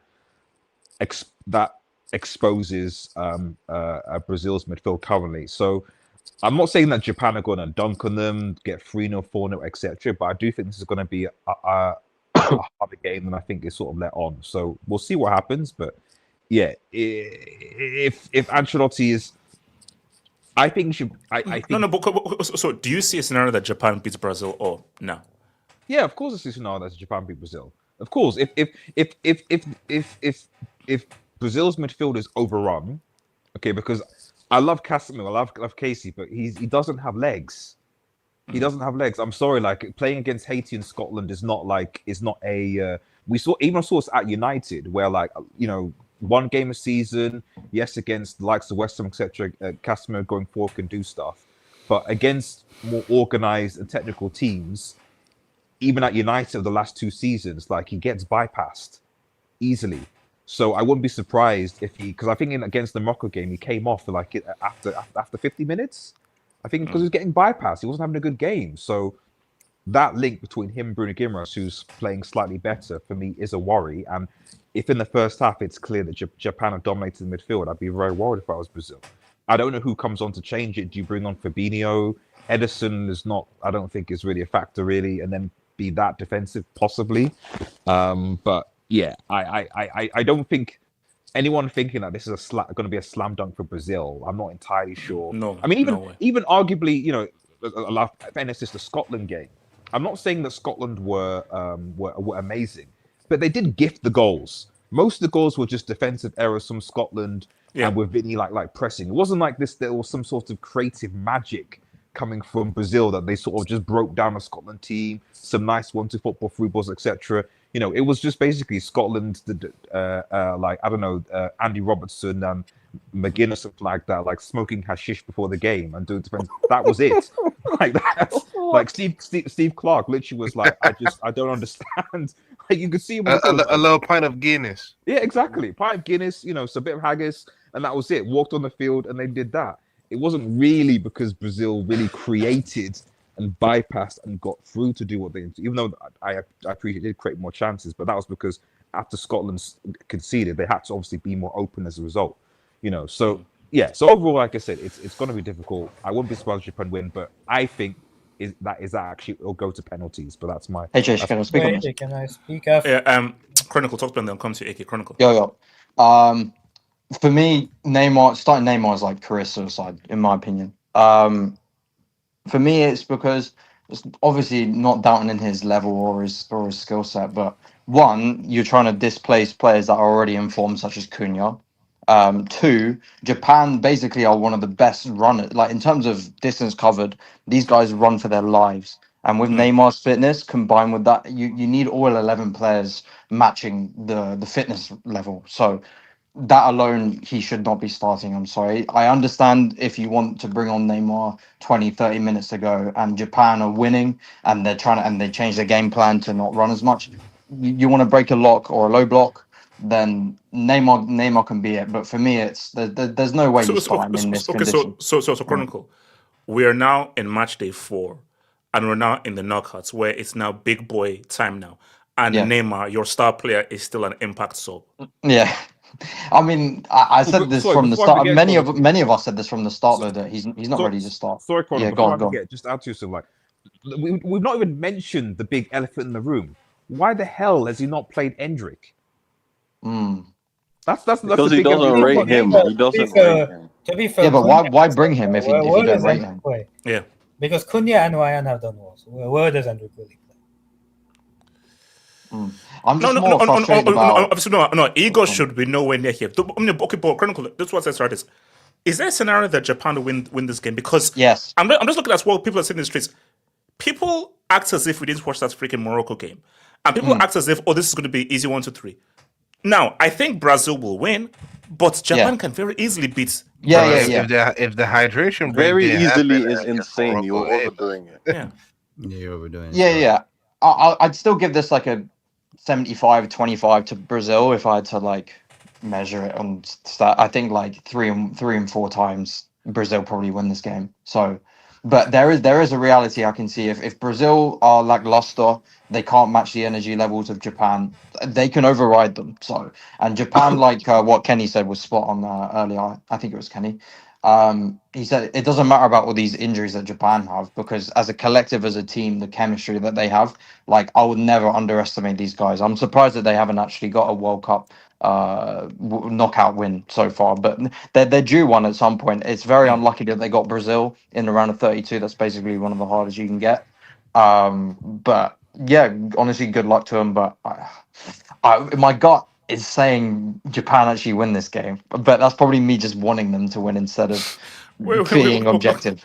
Okay, Yeah. so so if you say Japan's win, is that 90 extra time or penalties? 90, because if it goes across 90, I think Brazil win. If it goes extra time, I think Brazil break them down. May I speak on this? Yeah. What's it called? AK and then KJ. Yeah, to be honest, like I think you guys are being like way too over like on Brazil, man. Like it's just this whole thing. First of all, Morocco, we were better than Brazil in the first half. In the second half, Brazil had the best chance in that second half. But they weren't that convincing still against you in the second half, though. They were better. Because he brought on another midfielder. That's why. Exactly. For the game. But so Again, if those- Anthony doesn't do that, then that's a problem. But sorry, go on. Ultimately, they were better in the second half. Like I think, bro, this guy's saying Morocco was better than Brazil the whole game. We weren't better. We were better than Brazil in the first half. The second half was a different story. It was an even game at the end of the day against Haiti and Scotland. I do think Brazil were better in those games than they were against Morocco. I think, like especially against Scotland, I think that was probably their best performance. I do have questions about that midfield, specifically Casemiro in there. I think he looks a bit too slow. I think Bruno Guimaraes has actually played quite well in the games post Morocco. I think he's actually been one of the better players. Paqueta, I think he needs to go for maybe I'll play another midfielder instead of Paqueta, probably a Danilo Santos or something like that. I think, bro, I think you guys are looking, like Brazil are not the Brazil that they used to be. But bro, this Japan team, like I've watched this Japan team against Holland, like bro, they didn't really create that many great goal scoring opportunities. Like bro, they tied based on a header that like it was deflected by the Dutch player into his own net. Like and then even against Sweden, bro, like they didn't create that many goal scoring opportunities. I do think like them missing the likes of Mitoma and Takefusa Kubo, like even some like a Dyson might But AK, real quick. But okay, we're all saying that Brazil should win. I understand this is not going to be a very basic, easy routine win. It's not going to be a routine win. It won't be routine. I think it will be like probably a 2-1, like 2-1 Brazil, or like a 1-goal deficit is what I'd say. Maybe even like a close 2-0, like Brazil, Japan have chances. But like you don't think you can do there can be a Tanaka banger like he did against Chelsea in the league. That's not. Why did you have to say You're shameless, man. That's a good point. That's a good point. Yeah, mentioning the world champs in the World Cup season. Exactly. No, you won the World Cup, to be fair. But like in terms of, I just think Brazil have like too much attacking firepower for this Japan team, and I know Japan are very well organized, but like I still think Brazil will beat them in my opinion. I think Vinny will get his first to go. I think he'll have 2 knockout goals to Cristiano's 0 shot to him. But and I think probably Acuna will get a goal, and for Japan, if they get a goal, I think it will probably be that Nakamura kid. He's quite good, but like I think Brazil should win this game. It's just you speak on this. Yeah. Thank God AK just said that, because you might need to stop this gimmick. This shit is ending 3-1, respectfully. Brazil are going to concede, but they're scoring 3 goals because I don't really trust these Japanese guys. That's the first thing. The second thing is, I understand the point about them being well organized. I understand. No, when I say trust them, I don't trust them to shut out Brazil consistently over the course of 90 minutes. It could be over a period of time. That was still racist. KJ, stop falling for the page. Just keep Ricardo. I don't like the way you said it. That's Ricardo, louder rage. Look, yeah. Japan's best wingers are injured. Obviously, that's the first thing, right? Maeda's a decent threat from midfield, but again, I don't think Japan have played as good a team as Netherlands. And the thing with Netherlands, what you have to respect is, Koeman actually threw that game. If Koeman hadn't taken off Somerville, I don't think they lose. I don't think they draw that game. Koeman threw that game. That wasn't that. Yeah, for me, that point. wasn't Brazil's quality. Yeah, he did break it. Koeman threw. You know what it is? AJ, you know what it is? Yeah? If you go back and look at Japan's equalizing goal, I won't blame Koeman for that. But the Dutch had 5 defenders on the pitch and no one picked up the guy who made the header. No one. He ran from behind. Right? He ran from one side of the box to another, headed it, and there was no one defending him, which was insane, right? So that was the defenders' fault. So there wasn't anything about their quality. I think the Dutch just went to sleep on that. And second, like I said, Koeman should not have taken off Somerville. I don't know why he did. That was his stupid decision, in my opinion. So look, I think Brazil win this game 3-1. I think, yeah, like AK, I do think Vinny scores at least 1 or 2. I think Cunha scores as well. And like I said, Japan probably scored 1. So you're saying that mainly Brazil win 3-1 just because of individual quality or the overall ability? Yes, I think the individual quality will shine through. And also, I also feel like Ancelotti in knockout football, whatever it is going to do, whoever he starts, whatever it is, right? Even if they're struggling to break Brazil down, whatever it is, he's going to do something. That's what I think it is. I think it's the Ancelotti factor, and I think it's the attacking forwards. Like people say, look, Ryan, he's been okay, but I don't know if he should be starting going forward. But yeah, look, you guys, I understand you got a channel to run and content and all that stuff, but these men are not beating Brazil. Like, stop it, please. No, wait. No, but it's interesting to. No, but KJ, they're not. No, KJ. The way you're saying is like, no, Japan have no chance. Yeah, I think Brazil. Wait, hold up. Yeah, I think Brazil are favorites. I think Brazil will win. Yeah, but if Japan beats Brazil, I won't be shocked. First of all, 1, I'd be shocked, and 2. You can put it at like 50. No, wait, okay. Whatever it is, so, right? so if Japan beat Brazil, like, oh my gosh, how did they beat Brazil? This is shocking. I'm giving them a 20. I'm giving them a 20% chance. Yes, I give it 20%. You give it like 40-50, which is fine. I'm giving like a 20% chance. They're not beating Brazil, bro. Like, I'm sorry. No. I put it at like 35 to 40% chance. Oh, that's a bit high in my opinion. It's still kind of high. They're not winning. Can I speak Bro, put the 3-1 in the bag, man. Allow it, bro. Let's speak on this. Ricardo, talk to me, and then I'll come to SK. Yeah, look, I do agree with KJ and AK. This Japan team, the injuries. The thing is, even if they were to dominate the midfield or have control of the midfield, no individuals. I just think that that actually plays into more of favor of Brazil playing on transition. I mean, you have Vinny on your team. He's one of the best transition players in the world. So it actually probably favor his game more. I did think defensively, Brazil haven't been that bad. Now, granted, they haven't came against a team that can really test them because outside of Morocco, like they lost the midfield battle. They had the goal which was a great pass, to be fair. But outside of that, Haiti didn't really present anything. Scotland didn't either.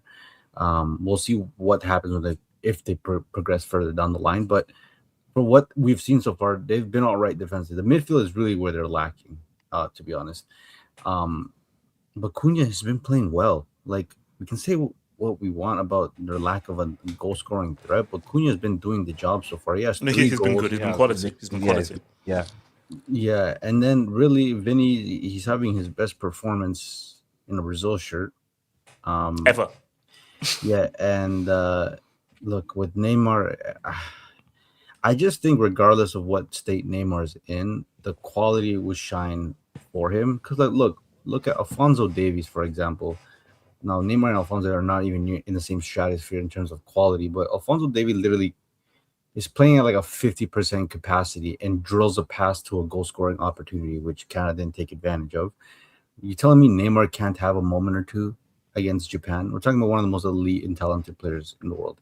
But how long do you play him for, though? Was what I would say, Ricardo. How long? I would completely depends on where the game goes. Like, I think if this game is, I honestly think Neymar will probably play the entire 90 minutes.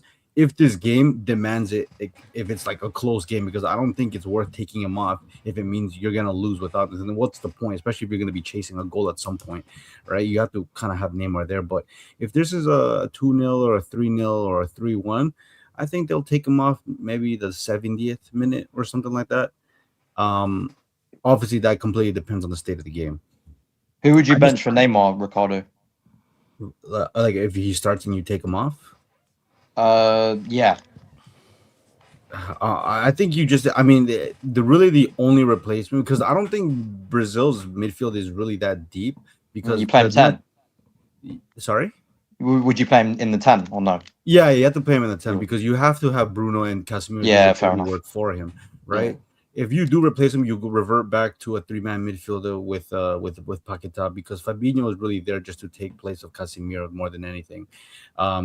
And then, there's Danilo Santos too, who is all right. He's a decent player, but look, I think it just depends on how this game goes, how Neymar is going to be played.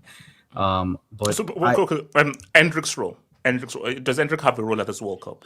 The thing is, I'm big on Endrick. I'm a big fan of the. Yo, my guys are gonna chill in that bench, man. But yeah, but the thing with it's just Ancelotti. I guess he just sees something in Endrick that he doesn't really like. I don't know what the case is. I mean, I don't train that guy, so I really don't know. Maybe he will see or like sub out for Ryan. Like he played 10 minutes last game and didn't really do much. Now, granted, 10 minutes is 10 minutes. You're not gonna really do much in 10 minutes, but I'll be surprised if Endrick plays more than 30 minutes unless they're losing. Then okay, fucking throw everybody in there. But like, I just don't think Ancelotti is a big fan of the kid, which is unfortunate. It doesn't bring João Pedro crazy. Yeah, and Igor Thiago has effectively already failed. Yes. Which is crazy because he played like one game. He's a construction worker, man. It's when the cameras are shining bright. Whenever there's a camera on him, he doesn't. I just feel like if Igor should just take a trip back home. You know what's funny? Deport him, bro.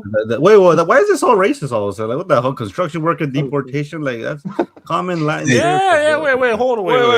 Benzi, that was crazy. Benzi, that was crazy. Respect construction workers, bro. The hell? I worked a construction gig one time, bro. Yeah, man. What the hell? Bro, no, I'm seeing Igor Thiago over there. I'm seeing this guy over there, and he's doing nothing, bro. And he took people's place out. So I'm gonna be outraged. He's linked with Chelsea. Relax. He's linked with Chelsea. Well, yes, he's not. Yeah. Ricardo. Look, I unfortunately think this is just the one turn. I understand Japan's place in the World Cup ecosystem. They're like the Angola Conte of international football. Everybody just loves them and roots for them. And wait, nah, he's right though. Nah, he's right though. Well, that's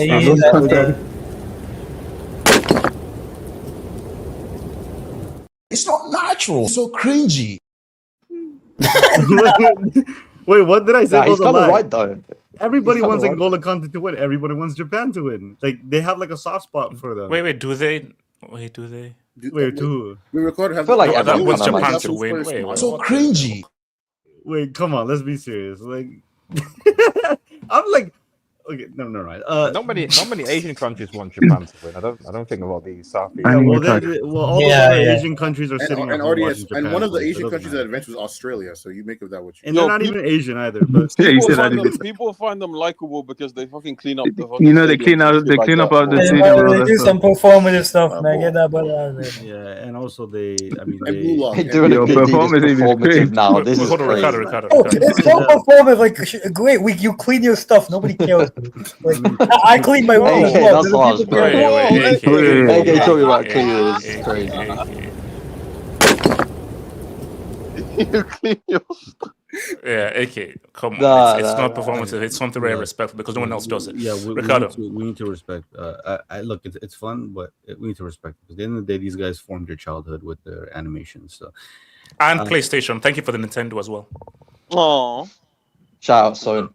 These are and I have a Toyota. So yeah, look, they're not gonna get they're not gonna knock out a big team. We're not getting that Japan, Germany, sorry, not the Japan, Germany, Spain situation of the last World Cup where like they were on top for like 3 seconds. And then, they usually beat a big team, but I just don't think this time is going to happen. I think Brazil, it's going to be a professional performance for Brazil. It's going to be like a 3-1, which I agree to. Oh, okay, so you also believe a 3-1 as well? Yeah, I see a 3-1. I think they'll probably score when the game is 2-1, and then Brazil will kill them off for the third. No, for me, like, again, let me just reiterate this as I believe Brazil will win. Brazil should win. And I think that the injuries from Japan just destroyed them, specifically Kubo and especially Mitoma. I'm just saying that I expect Brazil to win. They should win. But if Japan were to win, I just wouldn't be shocked. I will say if Japan do win, I low-key agree to the idea like it's not really a shock. No, because of just what Brazilian football has been the last X amount of years. I think the real question is, do you think Japan could beat the worst version of Brazil as constructed right now? If the worst version that you've seen Brazil play, I think Japan are capable of beating Brazil. I just think based on how the tournament has gone, I I think that, in my opinion, international tournaments is a lot of predicated on the individual quality. And I wouldn't be saying this if Vinny has been playing like typical Vinny for Brazil, but Vinny's actually been very good, and I think he'll be a difference maker. But when these other players will keep saying, "Oh, group stage don't count," so I want to see Vinny perform in knockout. No, that's fair. That's round of 32 don't count, guys. Yeah, they don't count as well. But still group stage game. The question the question I have for the Neymar guys is, well, basically you're saying the midfield is you already have one geriatric there in Casemiro that does not run often, and then you want to add Neymar there as well. So basically, it's just going to be Bruno Guimaraes running for three guys. Exactly. I mean, it doesn't make no sense. Like, what are we doing here? It sounds but look, Casemiro hasn't had a good start to the World Cup, which is pretty obvious. But at the end of the day, like, he does have seniority in his team. Like, the midfield is thin anyway. So, and he's the only one out of that midfield. Like, if you look at the course of last season, he's probably been the best performing midfielder. So he's kind of just starting on the basis of reputation. So I'm not saying he should not be starting, but when I'm looking at, again, a midfield of Neymar, Casemiro, and Bruno Guimaraes in 2026, you're getting run over. I'm sorry. I think that midfield of Neymar, Bruno, and Casemiro, it completely depends on how they approach the game. I genuinely do think that Casemiro and Bruno are only gonna be there just to compensate for the lack of defensive duties that Neymar is gonna have in the state that he's in. That's the risk they're taking, though. They don't have to. Surely, like, I'd rather play Neymar out instead of one of the forwards, like, and then play another midfielder there just for like extra. Okay, but who do you take out? Who do you take out? But that's what I'm saying. Here's the thing. I would personally take out Ryan and play Neymar as a number 10 and put Cunha and Vinny split strikers. Yeah, that's what I do. Yeah, but I feel like well, I do think Neymar. Neymar and Vinny. Like, Vinny is just gonna resort to moving out left anyways, and Neymar is gonna obviously play in those central areas. So I think effectively, like, you actually want to give Neymar an option on the right, as you want to give Vinny, because Vinny is gonna drag defenders. So it's actually valuable having somebody on the right like Ryan, even if he's not the most glamorous player.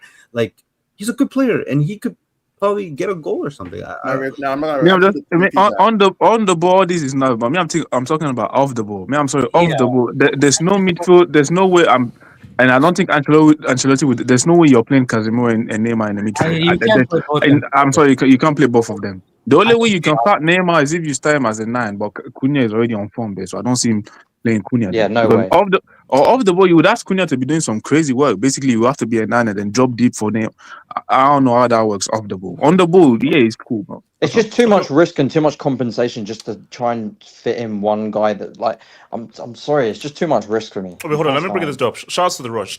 Does Japan debunk the myth that the system over individual stars at the World Cup? Japan don't have a Neymar or superstar. The lowest of keys they are cooking. Generally, no. Generally, no. You still need the individuals. But here's my thing, though, which is so funny. It goes with the 100-year plan. I think football is moving more towards the whole thing of the system, 100%. Yeah. Like for me, put it this way: back growing up, you had numerous Neymars, Messi's, all these kind of guys, numerous individuals. Right now, you don't have those many individuals, and I think that's a lie. And also, that's a lie. Not much. No. Wait. No, there were way more individuals back then than there are now. It's much more about team. So therefore, Japan's ideology is actually going to be a lot more effective in, like, by the time it gets to like 2038, 2040 something. I think it's going to be more team based. Yeah, in the earlier stages, not in the fucking knockouts. I think football is. I don't care. Football is changing. I think football. I think regardless of whether football changes or not, like individuals, like, you need individuals to execute crazy stuff. Well, not true. It's that simple. No. But what I'm saying is that the way football is going is that there are less and less special individuals, and also football is becoming less individualistic. So we're having pretty less individual superstars. Club-wise, you can get away with it, but for international tournaments, where you only have like a few months or stuff, like, you're going to always need individual, especially in like one more tournament. Right? The teams that win, because ultimately that's what the whole point is, to win. HH, even 50 years, 100 years from now, you will still need incredible individuals to make the difference, bro. We can talk about even PSG, you can talk about Luis Enrique all they want. They don't get as far as they do without Ousmane Dembele or Kavicha Kavicha's individual brilliance. You still need individuals. Japan don't have enough. No. I'm just saying, look, 100%. Like, no matter how good your team is, there's probably 2010, 2014 where it was mostly team. Almost every World Cup, that winning team has had one truly amazing individual or individuals. So I'm saying that basically for the foreseeable future, what will always count against Japan is unless Japan produce a truly special player. Obviously, they had Nakata back in the day, who was pretty good, but not of that level. Unless they produce a superstar player, Japan are not really going to say anything, you know. Nakata used to play in You Italy. don't know. You don't know. Before your time. I have a question. You're 22. That's Hold on, Ricardo. What's it, Ricardo? At the start of the round of 16, how much African teams do you think will be there? Okay, Ricardo. Do you know how good it is? No. I literally had this thought, and this is what I said. Guys. Hates me only once. Can you bring up? Wait, hold on. Well, I'm just saying, hates me only once. So after this game ended, I said that I'm just the bearer of news. I can see a scenario that I don't think there's an African team in the round of 16. Raging. No. I don't know from my head. I defend. Wait, hold on. Now, bring up the brackets. Actually, wait a minute. No. I know it's off head. I think the best chance is Egypt. I think Egypt beats Australia. I think Egypt probably beats Australia. I don't know. I see Belgium beating Senegal. I think Netherlands beats Morocco. I don't know about that. I don't think Belgium are beating Senegal. Hey, Norway, come outside. Norway, I think Senegal. No. Norway are beating Ivory Coast. No, okay, see. Norway, Okay. I don't know about that. The most like who are Algeria playing? Switzerland beating them. So the best chance I think is Senegal and Ivory Egypt. Coast. No, we beat Ivory Coast. No, we beat Ivory Coast. To me, that's a 50-50 game. I think Norway wins, but I don't trust that Senegal defense, bro. Belgium are the biggest underachievers. The biggest issue with do you see Belgium? No. Look, after what I saw against Norway, Senegal. You can't use Senegal in that group when Belgium had on paper the easiest group in the whole World Cup. Belgium gimmick in 2026. Who was it that they couldn't beat when they got a red card? What was their name? Edouard Mendy home. Like, what are we doing? They couldn't beat Iran. Like, come on. Edouard Mendy's injured. Just went home today. Senegal's beating Belgium. This is an Iran team that's literally forced to travel in and out of the country, bro. Wait. Actually, hold on. Those two. Come on. Actually, hold on. Because they got a 35-year-old in their defense. What are we doing here? Wait, hold on. Actually. Let's I think Casey's backstage, by the way. Okay, so bring on. Okay, so let's actually do a bit of back and forth here. Let's do a bit of Africa versus South America, shall we? So we have Brazil, Argentina, Ecuador, Colombia. Is it 4? Paraguay. Okay, so Paraguay. Okay, so Brazil, Argentina. So Colombia are playing who? Ghana. No, Ghana. Okay, so they should be fine in that. No. Okay, so bring up the bracket. Ghana got them. They got them. Don't play with Ghana. Don't play with Ghana. Don't play with Ghana. Kenny, you seen the stinker Semenyo been talking? Yeah. Basically, Kenny just talk about the sake of talking. Like basically, talking is free. Talking is free. Talking is free. Are we saying like? Because I was saying, are South America going to have more than Africa? Look at this way. Okay, for sure, Argentina, boom. Colombia, boom. That's 100%. Argentina, I don't know. Brazil, most likely, I'd say. Argentina got something for them. So basically, okay, 99% Argentina, 90% 92% Colombia. Look, I will say 70% Brazil. No, HH, I will say with full confidence, I think Argentina, Brazil, Colombia are making it through. Yes. Ecuador, I can see them losing to Mexico, home tax, maybe a little. I think they'll beat them actually. No. Ecuador can beat Mexico. No, but I have said that Ecuador will beat Mexico, but I wouldn't be surprised if they don't. Oh, fair enough. Okay. So this way. So we have 3 for sure for South America. I'm giving you. I think Senegal. One. Egypt. Come on, Salah. Come on, bro. They should beat Australia. Come on, bro. Why should it be Australia? Why? We should beat Australia. They're better, yeah. They're better. Bro, Irakunda. They play rugby, those colonizing matches, that bro. boy had one game now. I think Senegal beat Belgium. What? HH? I think Senegal. No. I think Senegal and Egypt will win. The rest of them, I don't know. Okay, look, see. Senegal should win because Belgium are not serious. Belgium are the most unserious. They don't have here. a keeper. They don't have a keeper. They got sent home. No, because Mendy's injured. He just went home today for operation. But they still have a backup. Like. They got okay. So look, so let's just build here. Belgium has underperformed. Cape Verde are out. Yeah, Algeria are out. Cape Verde got something for. I think Ivory Coast, Norway is a Are pretty. Ghana really out? Oh, look, guys, I'm sorry. I'm not on this Netherlands hype, bro. I'm not on this Netherlands hype, bro. But they're getting packed up by Canada next round anyway. They're beating Morocco. Allow it, man. Ricardo, be serious. So we say for sure Netherlands beats Morocco for sure.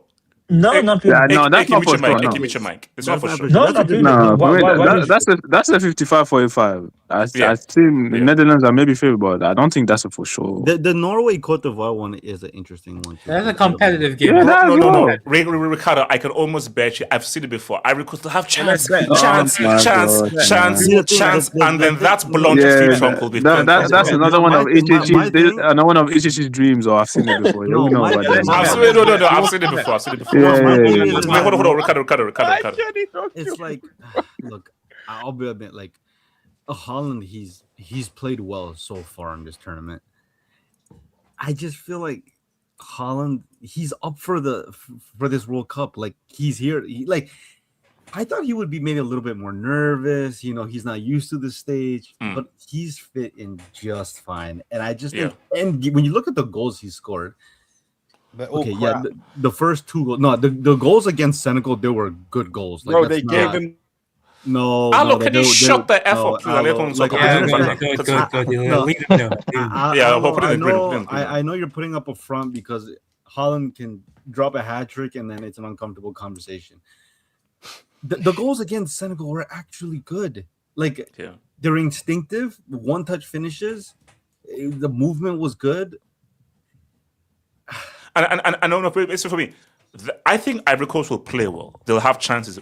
But when it just comes to a guy is clinical, he'll have, because I trust Haaland more than any freaking attacker, and that's Ivory Coast. That's my thing. If it's a game where there's not going to be very many chances, and this could be the case, the other team, Norway, they have a very specific player who scores off half chances. Yeah. And that's the difference in international football. Like Holland is the most devastating goal scorer we've seen, who doesn't need clear-cut chances. And that's the one. Like if Norway didn't have Holland, then I would completely favor Ivory Coast. Holland backed up. Yeah, but it's just the fact that there's not many teams.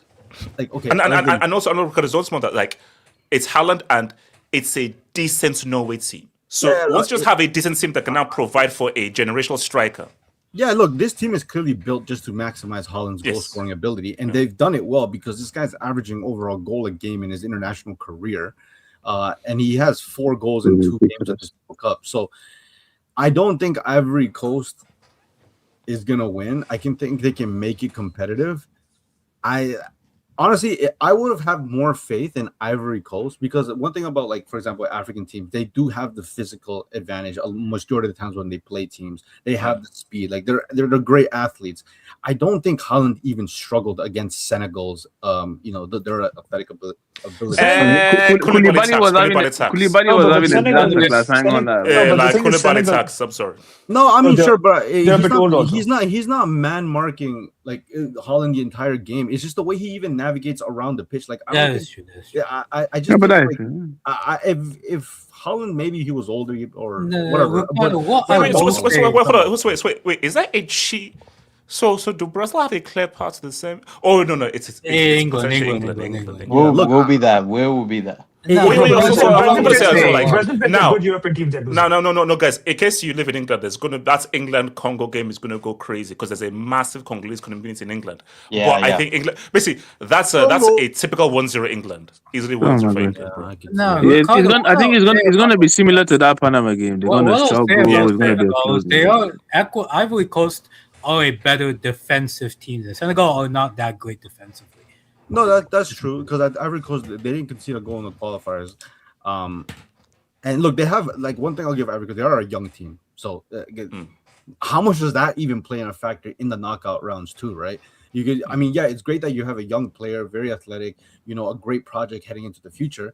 But remember, it's always the beginning of these projects where like it's more of a mentality thing. Like, what if Norway score first? How does Ivory Coast react? Yeah. Trying to chase the game, especially now with the Holland's on your tail. So, I mean, so obviously, like that's the game of the round, isn't it? Norway, for me, Netherlands, Morocco is just Netherlands, Morocco. No. But I think the best game is going to be that Norway Ivory, because I think the Morocco Netherlands game is going to be tight. That's going to be very tight. Mexico, Ecuador could be a fun game too. That'll be great. Ecuador and fun game is not really. Who do you guys think is going to be the worst game in terms of like play? I think we just saw it. No, I'm not. That Egypt, Australia, I don't know about that. Switzerland, Algeria could be sketchy. No, Egypt, Australia could be iffy. No, the Swiss will clean them up. Trust me, the Swiss are not cleaning. What about Belgium and Egypt, Senegal? Australia, man. It's Egypt, Australia. That's the worst game by far, bro. What are we doing? I need Modric. I need Modric one last time. Wait. Okay, so we're all saying Senegal beats Belgium. Is that what we're saying? No, Australia, Egypt, bro. That game Senegal beats Belgium. Australia, Egypt. Bro, that's Senegal, Egypt is the worst game. Australia, Egypt is kind of. Wait, so America can America have a sneaky. America can make a quarterfinal. I mean, I think if Senegal play, I think Senegal. No, but America beat Senegal in the friendly. No, guys. Guys, I can see America beat Senegal. I'm not gonna lie. I don't know because I'm not sold on Portugal or Spain. I'm not. No, wait. Which countries? Which country? Portugal or Spain? Portugal. For the guy. What about Turkey? Wait, Casey, what are you saying? Yeah, just speaking on the game tomorrow, man. Asia has taken too many L's this tournament. It has been a complete disaster. So I just hope, man, that 100-year project actually finally shows up tomorrow. And wait. Casey, it's a 100-year project. Wait, how many years are they? So there's still a lot of years to go. Win a knockout game. Win a knockout game. There's several years to go. Like steps to success. How many years are they into this? I think it's like 20 or something. Yes, we got 80 years. Bro, win a knockout game in that. Come on. I mean, Casey, it's too early. It's too early. You need a 100-year project to win the world. No, but they have been. They have been good. Like for example, they should have beaten Belgium in 2018. 2022, it was Spain. So the messed up. Like they should be Croatia. The messed up. We didn't take 10. It was just like, and Croatia, bro. Like Croatia is just that team that just, at least in World Cups, they start off slow, but they slowly build into the tournament. And I think that's why I have some hope for them against Portugal also. That's if Portugal get bounced in the first one. I don't know what you guys saying. If Ronaldo gets packed up in Toronto, they're playing in Canada. Wait, hold on. Shout out to Christopher. HH up here yapping like he wasn't calling us haters for saying Neymar shouldn't be called. Neymar has boneless knees, type of fitness. So me and Zion are telling him for like 1 year. This guy's finished. Guys, I subscribe to Disney Plus. It should be up there with the other guy that had knee issues, man. You know what I'm saying? I was Wait, watching. hold on. We'll get there. Shout out to Fair again, man. CR7 feet offsides hasn't been the same since VAR. Huh? Sure. They were hyping up his performance yesterday, man. Yeah, look, shout out to yourself. I was feeling like a make-up. Edison is replacing Casemiro at United, yet on the bench. From the Brazilian Edison. Not that good. The midfielder from. Guys, Cash App Miro is that guy. He's going to Miami, man. He's going. No, yeah, he's going to let him. I saw Lewandowski's going to Chicago as well. The expression is offhand, not offhead. Hashtag Olodo. There you go, man. And you guys go ask your Nigerian. What does that mean? What does that mean?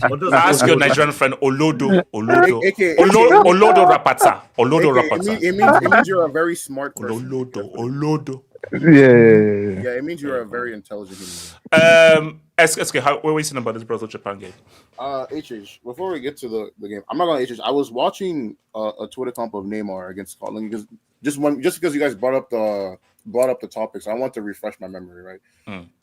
HH, 70% of that comp was just passing to the most obvious player and taking set pieces. So Neymar fans are down bad, man. It's a hard time right now. HH, I did not see him beat one player off the dribble in that comp, bro. That comp was like 3 minutes, bro. So you think you think you can beat anyone off the dribble with that? Hold on.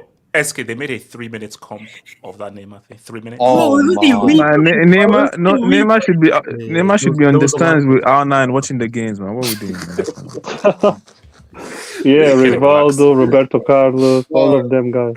On the actual game for tomorrow, I'm not gonna see. Japan is just one of those teams that I think they got a high floor because of how disciplined they are tactically, but like everyone else has been saying, like specifically Ricardo and I think it was AK, like just I think their ceiling is just not high. Like they, especially because I know they beat Brazil back in October, but like pretty much that entire like front line that did that aren't going to be playing in this game. So I feel like if anything, the only way Japan can really get through this tie is if Brazil just completely poop the bed tomorrow. If they just completely don't show up, which I don't see happening. I think like especially that front line. Vinny has actually been showing up. Cunha has been decent. So I think they're just gonna have too much offensively. And even I was looking back at kind of Japan's games outside of Tunisia, like Japan haven't been like that amazing. Like even against Sweden, like they were decent in that second half, but they were even conceding chances to Sweden too as well. And then in the Dutch game, outside of that crazy 10 minutes, they didn't really sustain any like kind of crazy attacking play against them either. So I mean, granted, Brazil haven't really been tested crazily either. So like outside of that second half against Morocco, like they haven't really done anything too impressive, right? Like congrats, you beat Haiti, but like that's not really an accomplishment. And same thing with Scotland. So I don't know. I don't really know what to make of it. I just think Brazil have just too much for Japan overall, though. What's your score prediction? I'm gonna go with a cheeky. That's not even cheeky. I'm gonna go with a 2-1. But I think it's gonna be one of those games where Brazil kind of go up 2-0, right? And it's gonna be Japan kind of trying to come back into the game, maybe get like a goal doing that, but ultimately he's not gonna have enough to really get a result. I mean, how far do we actually see Brazil going? Realistically, wait, who are they playing? Wait, they're playing England in the quarters, right? Who are they playing around the 16? So it would have to be Ivory Coast or Norway. There's I think one of them teams can knock. I think they could knock out. When last did Brazil beat a European team in knockouts? 0-2 final. Yeah. Jesus. Yeah, but this. So basically, like we're not getting in Brazil Argentina semi. We're not getting that. That's possible. Nah, it's definitely possible. No. Chronicle. Brazil are not making the semi-final. No, but they can. They can. Though. I don't understand. No. Wait. I'm saying they can't. It's not happening. In a tournament where teams are getting to the knockouts for the first time or qualifying for the first time, like why? Brazil are not making a World Cup semi-final. Okay, what about that? Don't you understand? What about that? Don't you understand?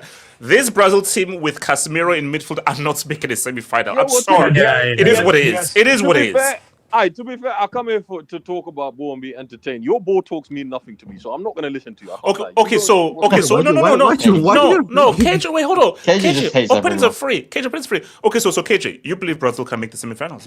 Who are they playing around the 16? I'm asking you. You believe they can make the semifinals? Ivory Coast or Norway? Okay, KJ, the better question is, how do you think? Who are they playing? KJ, can I ask you a question? Who are they playing? England then? They're playing England. KJ, how do you think in a hypothetical quarterfinal where everything goes as you'd expect, how do you think this Brazil team matches up against England? Why do we think that they can't beat England though? I can see Brazil beating England. It's possible. It's very possible. Wait, no, but I don't get it. Just no, very possible. Do I think? No. You asked the question. In what way Brazil get to a quarterfinal? They're playing Norway. No, that's not what I said. I said, how do you think they match up? I can tell KJ's How do I feel then match up, bro? How do I feel then match up? England aren't unbeatable, so I don't get it.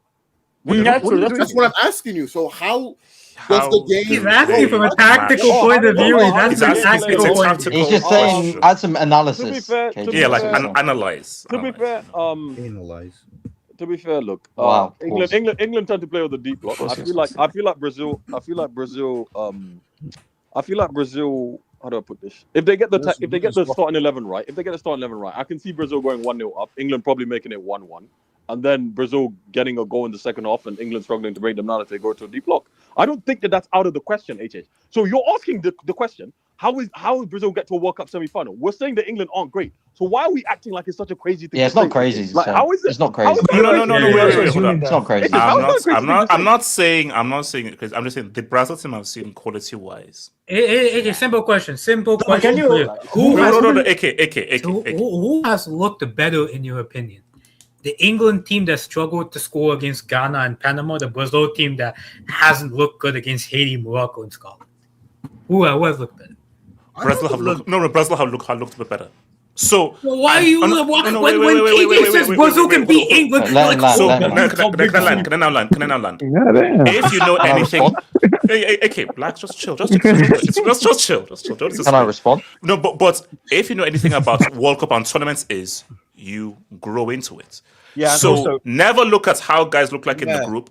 Look at how the team is built, and look at how teams that grow. Most teams that win, they get better as it goes. Germany looks tricky, 2014 groups. Spain looked tricky, 2010 groups. France did not look good at all in the 2018 groups. I understand. But Brazil have also, they've improved on every game. Every game was better than the previous game. So because the opponents were also worse. They only faced one good team. No, but at the end of the day, it was still better. Like England, they started really well against Croatia, but then they were poor against Ghana, and they weren't that good against Ghana. No, the thing with England, we can clearly see that low blocks is not the thing. I don't think that England against team where there's going to be maybe more back and forth. I think that's where you will see the best of them. That's why I just think that would be a poor matchup. That's a great point because I think what will be England's undoing is a very good defensive low block team that has a great counter. England and an open game, England can still lose. But this England team is built to counter. If they beat DRC, who can they face? England. Mexico or that's a tough game. Mexico's a tough one. You see, I think they would be in Mexico. I think Mexico, but if they face Ecuador, I think they can struggle against the Ecuador. Ecuador is the game in Mexico. Wait. Hold on. Chronicle. I mean, we were just talking about the Mexico thing. The thing is, the record that Mexico have at the Maracana Stadium, I think that's where it's going to be played. It's like, is it the Azteca? My bad. Yeah, second break. My bad. No. He made a mistake, man. One more for Israel. We're getting back-to-back breaks. That's two in a row, man. Wait, you're not from a clean record to back-to-back. Come on. No. I said the wrong stadium. You know what I mean. But they have an 85 games. They've only lost 2 games. I'm pretty sure that's the statistic. Now I know that that's pretty skewed because of the competition that they've played at home. That might have been racist. Ignore him. No, Chicago, don't worry about it. I think Brazil was a tough one because look, I hate the gimmick that because these teams play well in the group stage and this team didn't, that means this team should favor against that. Like, it's all about peaking at the right time. We know that, like, it's we'll look back and it's not like how well did Argentina do in the group stages in 22. Like, no one, as long as you get through, it's all about how you perform in the knockouts. So it's a completely different thing. Brazil play a lot differently to the teams that we've played in the groups. However, I would say that both are susceptible to counterattacks because both of them do have weak fullback options. So, and the difference is that also they have talisman like Vinny. We don't have that sort of level of. I mean, Kane, sure, but if he keeps doing this midfield gimmick, then like again, come on, man. Now We Vini have is we Madueke can and say Vini is a Gordon, yeah. talisman now. I'm so as much as we can say I don't rate Kane. Like Kane has done way more. No. For England But than I'm saying taking a game to the scruff of the neck. I understand Kane's done way better this season, scored way more goals, etc., etc., etc. But Vinny in general has done a lot more clutch moments. Not for Brazil. For me, Not for Brazil. No. But in his career, neither for England though. For Kane, what has Kane done for England? Seriously, what has Kane done for England? Let's be so serious right now. But no, again, this is a man that let's go by 66. This has been the best. Like, this has been the best like stuff for England, and he's been a big part of it. Like, come on, like. He's better than bullshit. Nah, it's just now we're hating now. Again, How is he wrong? But that's actually a true statement. No, but again, that's facts. This is again the past. Any English person ever. I'm sorry, the past 2-3 tournaments has been the best that England has been since '66. It's facts. What do you want? And one of those tournaments, he skied a penalty. It's cool. It's skied and land. Yes, the ball has still not landed from the last kick against. Yeah, it's cool.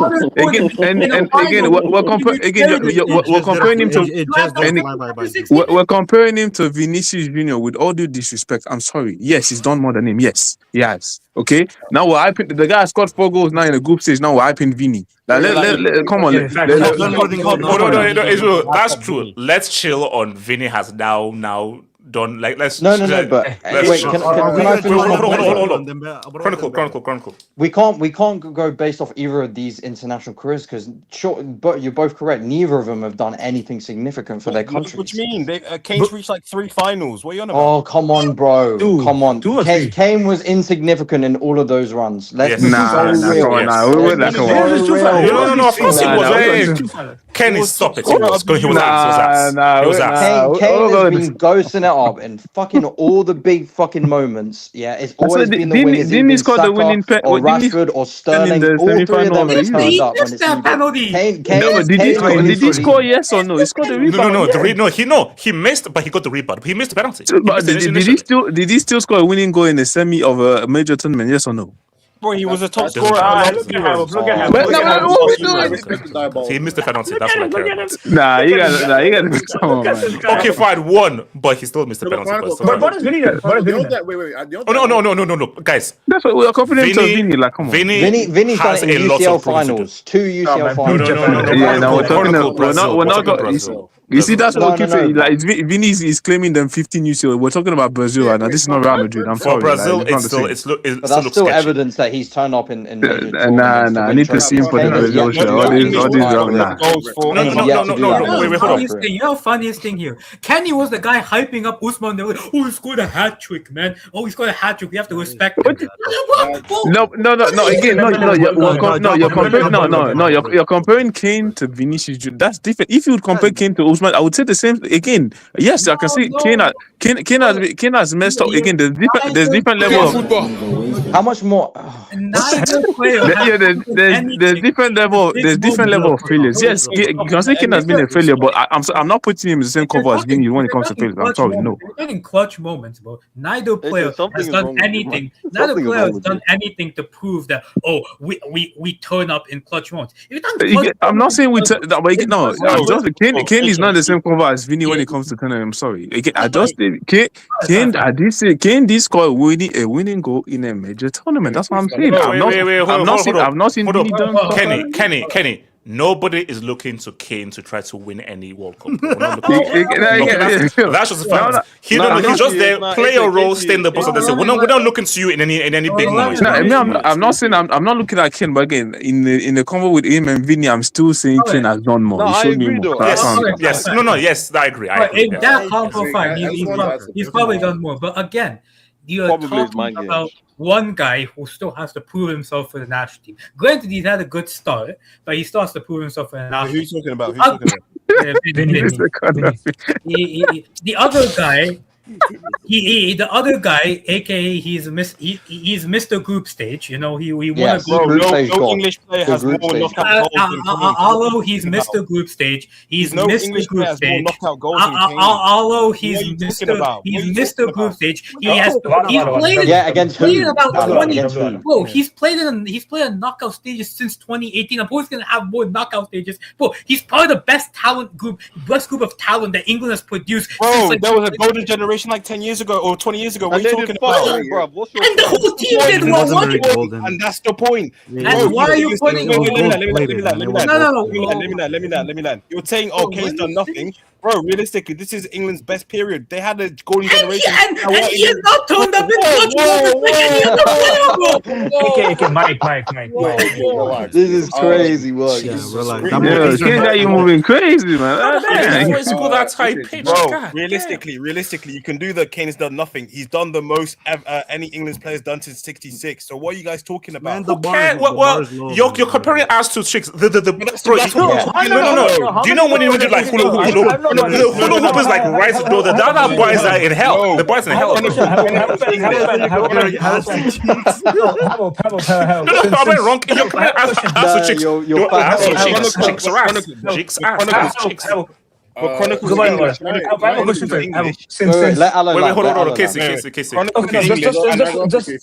Just one question. Since you obviously watched him, Gary Lineker, did he score? How many goals in knockout stages did he score? Because he watched the World Cup, right?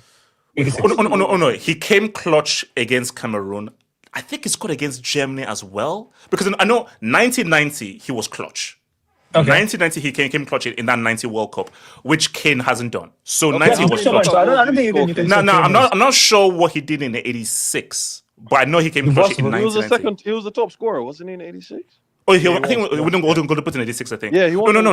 Look. Kane is more talented. Lineker way more clutch. He won the gold. We don't know what he did in that tournament, but guys, yes, he was a pace abuser. Michael Owen was super clutch, bro. Oh my gosh, man! Owen was pace abuser. Man, come on, let's go.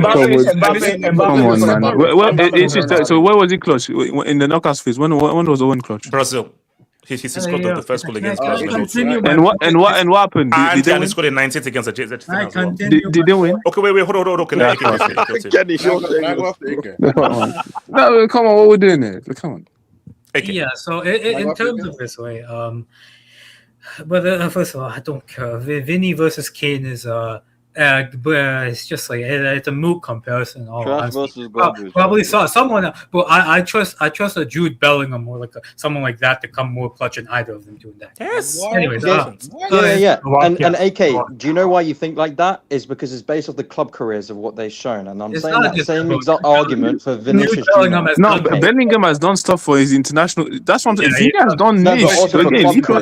Club careers been more. Even a Bukayo Saka, I trust him more in England. Bro, this one. Wait. Let's AK land. Ultimately, I think Brazil versus England is a game that could go either way. So Brazil can make a semifinals. I know they have a path now. That semifinals they will lose heavily to Argentina. That's another conversation. But there is a path. There is a path. Yeah, okay, I see it. But okay, wait, hold on. SK, you want to say something, SK? Yeah, I wanted to go back to what we were originally. I don't know how we got on this. It's a football hangout. It is what it is, man. Literally, unironically, just want to point out. We got a bad host. Richarlison has done more for Brazil than Vinny. Yeah, can you repeat that, please, SK? I said one last thing on this before we go back to Brazil versus England. Richarlison has unironically done more for Brazil than Vinicius Jr. has. But That is very true. That is actually very true. No, that's That actually is very true. true. AK, check the That's true 29. though. He's not wrong. He's not wrong. It's still debatable. He is Nah, not. it's wrong with him. Nah, that's true. That's actually true. You think I'm joking? Like, I'm actually being that. No, he's right. No, he's Hao. right. He's right. To be fair, Vinny does have more knockout goals in the World Cup than Cristiano. Bro, Richarlison should have Oh come to the my World gosh. Cup, HA. Oh Richarlison my. should have come, bro. Well, I'm being honest. Okay. SK, move on. Anyway, so SK. The point I was gonna make was I think this hypothetical Brazil versus England, because we don't even know if both of them actually gonna make it. But we'll just. This is true. Thank you. England, in an open game, I think I would back England to win if Brazil come out and don't try to be a bit more defensive. Just because, again, we're relying on Casemiro to help defend transition counters against. I mean, we know we don't really rate them like that, but like I'm taking Anthony Gordon on a transition over Casemiro being able to stop him. Just Oh my god. respectfully. Anyway, and I think England just in terms of their midfielders, I think they're more equipped to defend transitions than Brazil are by like leaps and bounds, which I think would be like the main difference maker. If those two meet, who knows? Maybe Congo or Japan have something for us, but we'll see. Or Cote d'Ivoire. Respect. Guys, let's be real. One love. If Brazil. I'll try to pre-fire. I'm gonna stop saying one love. I'm gonna start saying one love. I'm gonna start saying because now you're not making me conscious of saying. No, we'll talk about it tomorrow. We'll talk about it tomorrow. We'll talk about the breakfast tomorrow. One love.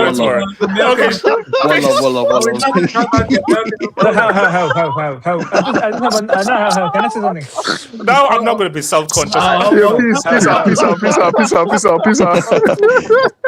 Oh, we're not going to talk about the American reporter.